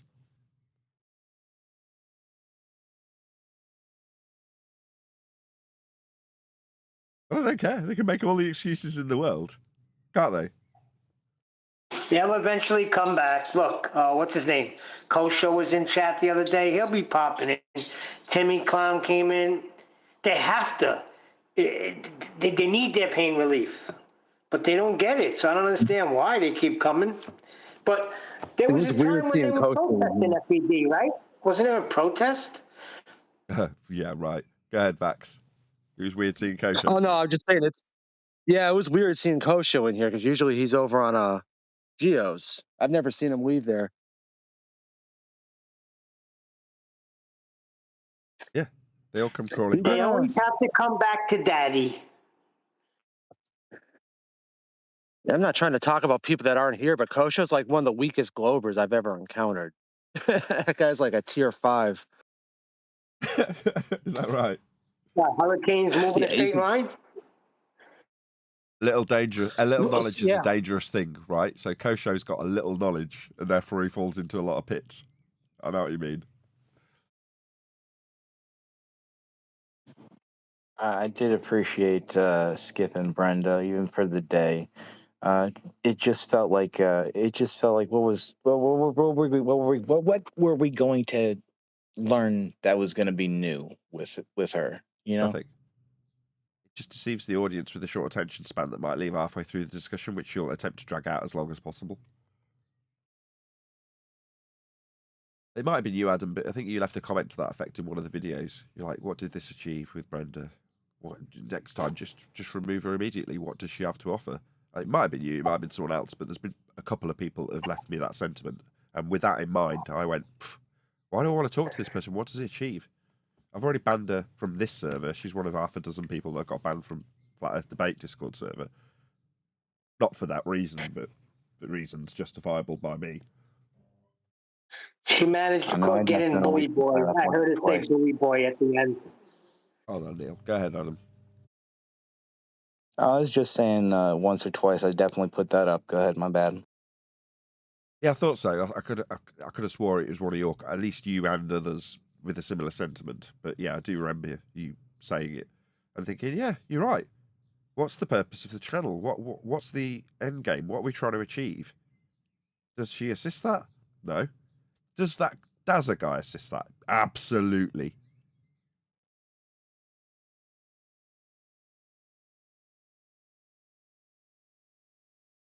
Loads of people think that's Roofif.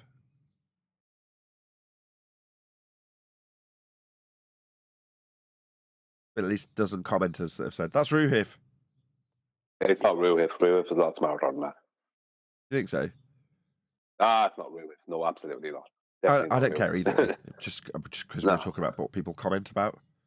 I couldn't care less who it is.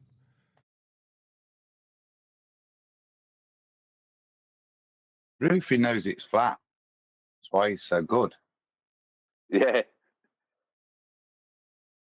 Back in this, I'll have to drop for a minute. I'll be back in about half an hour, okay?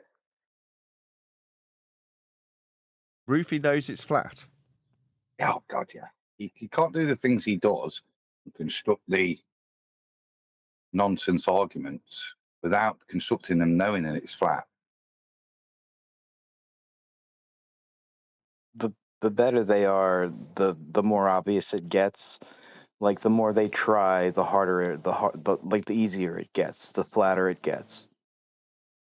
Yeah, I totally agree. I was going to say, if that's the case with Roofy, I would have interacted with him forever.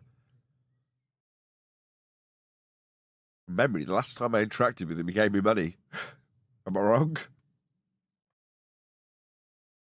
That's right, wasn't it? That's pretty good of him. Yeah. Roofif's one of those people that you do actually feel not bad for, but you're like, you could be a decent chap. Do you know what I mean? As a personality, when I have interacted with Roofif, he's pretty laid back, he's got a good sense of humour, he's a nice guy. Wouldn't you agree? He's a zealot. That's where the problem lies. Yeah, but he's a perfectly amiable fellow and a decent man as well. You know, yeah, I'd agree. You know, to the point he helped chocolate out, you know. I gave him a play, and he's like I say, he's a decent man. He disagrees on the nature of the Earth, and he's a deceptive bugger when he's presenting ball evidence or trying to give evidence for a ball. That's his deception. But other than that, he's a proper gent. It's just Now, I spoke to very him on Gem. I spoke to him in Gem Pandas one time, and everybody was trying to give me a hard time, and he was the only one that was very. He was a nice guy. Let's put it that way. Yeah, which is frustrating because you're like, when there's people like that, you're like, well, it'd be nice if you weren't on the other side. You know, he tries to pretend to be like that, or would want to be perceived like that. Charles, Flat Earth Math.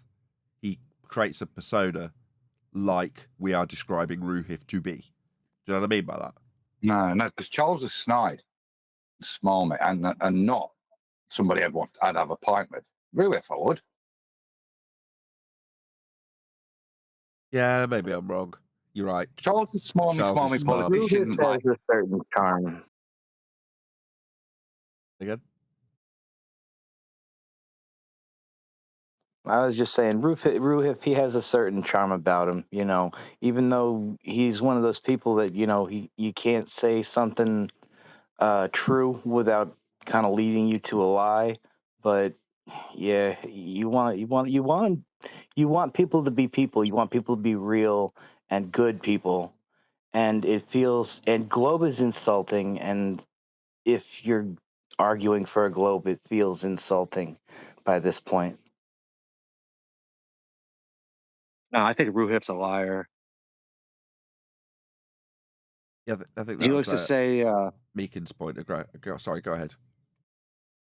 "Oh no, he. What's his favorite thing to say? Like the geometric horizon and refraction, like it's not mutually exclusive. He likes to say that you can have it some days where it is geometric and some days it isn't. And he said it's not mutually exclusive. And that's so dishonest to say that. I don't think that's just. I think he believes that. That's cognitive dissonance. He might. It's contradictory. Well, yeah, I guess. I mean, if you believe something to be true and it's not, that's not you lying, I guess. So yeah, maybe. Because the lie, you have to have like. No, he is lying. Because, like I say, fundamentally, I know he knows it's flat. Yeah. So, and the way he resolves things, he resolves it flat. When we've talked about his ray tracing and all those things, he's doing it flat. He's keeping things flat and just having to mitigate and build a ball in. Yeah. But he knows what he's doing, and he knows he's doing it flat. So, I suppose, with that in mind, I suppose technically it is lying. But That's see, rumpus his is as more well. like a lawyer presenting a case. Yeah. Yeah. Well, you know the lawyers like not comparable. Let me necessarily. just get this in. I just want to get this in so it doesn't slip by in the middle of it. So, like rumpus, that's the standard rumpus would apply. It doesn't understand it, and therefore understands how it's flat, and there can utilize the flatness to infer veracity, which is therefore deceptive. Just want to drop that in because I compared him to Charles. Now you're comparing him to rumpus. Carry on. Yeah, a different standard. You see, well, Charles will just. I find very different. His demeanor different. He's not as engaging. He's says nice platitudes and then just doesn't actually respond to you. Just carries on re-drilling the same point as my experience with Charles. Doesn't recognise your points. But I say Rufy and Rumpus, the way they presented it was like lawyers. It was there's a tongue-in-cheekness about both of them. It's like I say, I know both of them know it's flat. Whereas Charles, I would go with the cog disc, actually, and say he's probably does believe it's a ball. So maybe I pegged him wrong because when I'm saying his denial of the use of R is him lying about the use of R that he has to use to claim a sphere, when we pointed out Earth being measured flat for R. He just denied needing R, a bit like denying that it's the ground. Well, I pegged that as lies, but that would infer that he knows. And you're saying, well, actually, no. Unlike Rumpus and Ruhif, Charles is trapped in cognitive dissonance, therefore not necessarily lying when he contradicts himself, denies his own rhetoric, etc., etc. You struggle to see Rufy and contradict themselves that much because they know where to go, how far to take a point, and when to move the point away, so as not to contradict. Oh, so that's why you're saying he's smarter than the guy we were dealing with earlier? Oh yeah. There's no way Rufy puts himself in a box. He as soon as he can, he knows. This is why I say I know he knows it's flat, because once it's heading in a particular place, he'll move away. Right. Why I get the odd bit about the horizon nowadays, and then you ask, is that a geometric? Yeah, he knows to stay clear of those things. He avoids the geometric horizon rather than suffering the pain of me going, how's that geometric horizon working out for you, sunshine? He just avoids it. So just doesn't take it to an avenue that we can have him on. No, he'll do what he was doing the other day. Is like setting up strange bearings to prove that he's got a ship that therefore proves it's a ball because the bottom. He's back to 2019 stuff. But with like I say, with bearings and stuff. Me and Brian were analysing some of his work, and it's nonsensical. Now, if you don't bother to sit down and figure out what his claim is, it sounds very intelligent and like it's all strapped together and actually makes sense and could prove something. But then when you analyse it and listen to the claims and listen to the precursors, see, even in the beginning of these things, he's admitting he's doing it flat. Start of his videos, he's having to mitigate, change things, recognise they're flat to get certain measurements. I think Rufy's a legal guy out there I don't think I wouldn't put him at that liar. He doesn't do a Brenda. Okay, he's not an overt liar. He's much more tricky and slippery. That's better. Overtly lying, yeah. Fine. I'd say he's representing in his case for a ball, whereas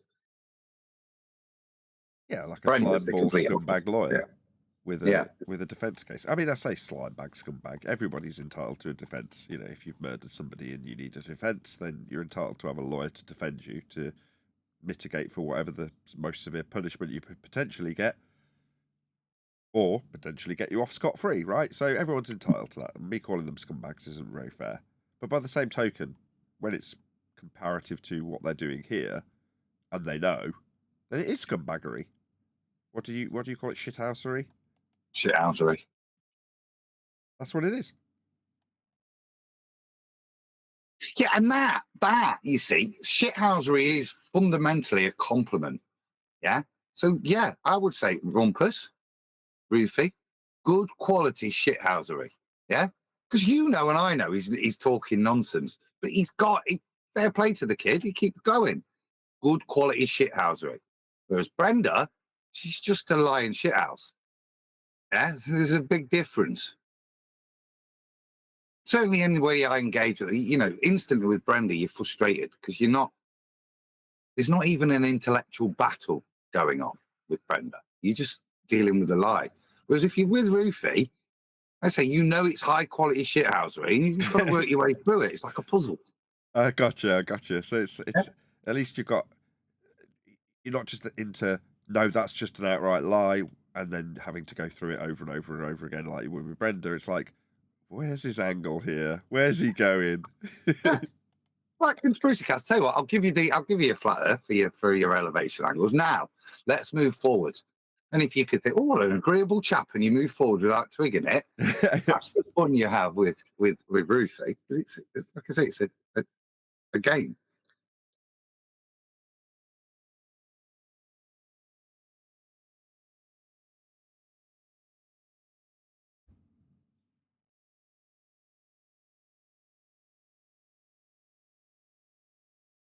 I don't know. I ain't seen Ruhip in a minute. Again? Is that Bill? Go ahead. Oh no, I was just saying I haven't seen Rufy in forever on Discord. The last time I saw him, he was on Jaron's show doing a debate, and that was like 2 months ago. And then in the middle of one of Jaron's shows, he goes, "Rufy, stop texting me." He said he's not dealing with him anymore for lying about something. So I don't know.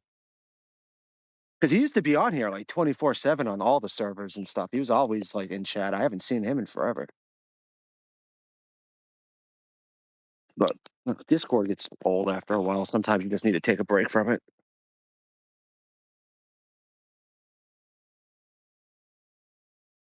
Ruhif likes contacting people like Adam personally. And Brian. I'm sure he'd Yeah, do the I'm same with quiet me if though. I responded. I just don't. Yes, it has gone very quiet, to be fair. Anyway, Glenn.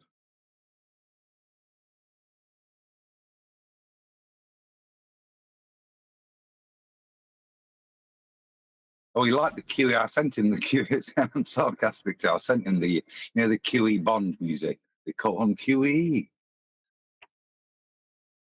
We like that. And then he come back to me, look. He says he's catching up Nathan. He's saying, so I don't know, 36 watching, 2,700 subscribers. He sent me his own thing. He said, and he's saying, I'm going to catch Nathan soon with number of live viewers. He's very amiable, yeah. There's nothing there. Ball attacking it. Okay, well done, mate. Good luck. I said, oh, well done. You know what I mean? And he's giving me a thumbs up on the QE bonds, I like that. You know what I mean? So I didn't catch that you'd link. have a It just pint came with in. him. What did you It's say not about good. live viewers from Ruhif? I think it's very noisy. Three. Say that again. He's got 36 live watchers he had at that point when he was with Darren, I think, on his channel. And he said, I'm going to catch Nathan soon. Oh, he's saying he's going to catch up in the number of live viewers. 35 is actually really good. Is that? He's only got a tiny channel. That's actually exceptional. It is 36. That's...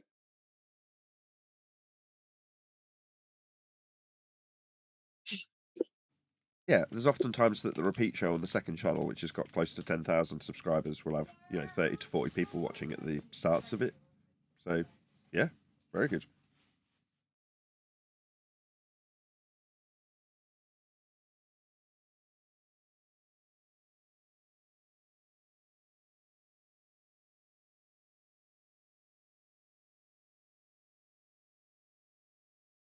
Am I coming up to see you soon, Adam? Yes. When do you want to pop up? Whenever you like. You probably want to do it before a show one morning. I'm in. When am I in? I'm in all week next week in the shop, so it's easy for you to get to. So it doesn't matter to me, mate, because I'm in 9-well-6 all the time. So I'll come up one morning then. yeah, just let me know and I'll make sure everything's ready. I'll find some little gifts for the girls as well. I've got loads of toys and shit. Oh, cool. Yeah. Loads of auction stuff.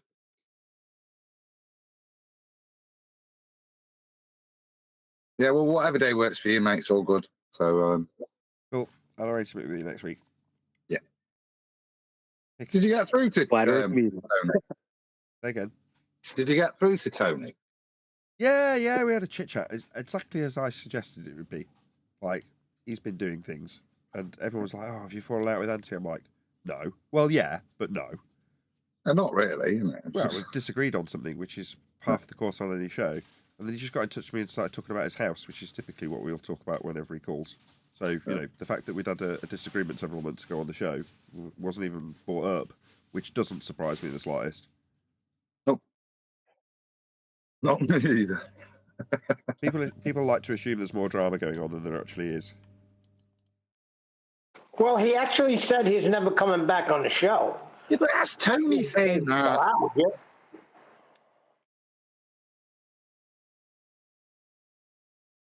That's not real, Neil. No. Drama.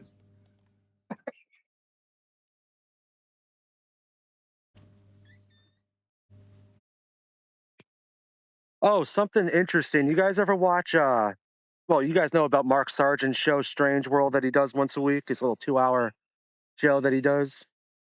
Well, I think it gets released. I think it's like live on like Wednesday and gets released on YouTube Thursday morning. Well, I was putting it on the other day, and he opened the show by saying Earth is measured flat, provably. And I'm like, oh, so I'm wondering if he's like listening. Yeah, but He opened the show. He opened the show saying it's I don't know what his exact quote was, but it was something to the effect of "It's Earth is provably measured flat." Wow. And then did his intro. I'm like, oh, that's cool. That was nice. Oh, can you share us a link? I'd love to watch that because yes, I know Mark has been watching. The reason I know Mark's been watching is because we covered his 2 debates that he recently had, and after the first one, he got in touch and said, "Well, actually, this is about a debate that I've just recently done to cover," implying that obviously he'd watched the first response to it. So yeah, I'm pretty certain he is watching. But if he's hearing that stuff and taking it straight on board, that's fantastic news. I'm really pleased to hear it. Mark, he's a sharp guy, man. Let me post it real quick.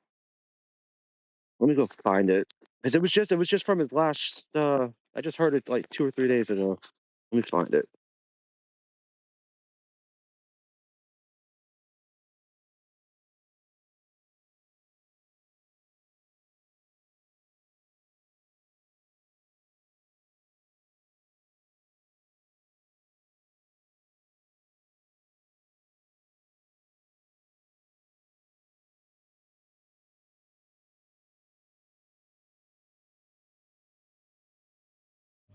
Right, is this the end? Is this where I'm going to round out? Everyone's run out of puff. Trying to find that link here, but You don't want to look for that Mark Sargent thing. Relax. Yeah, we'll cover it next week. you cannot round out on a flat Earth. Very good.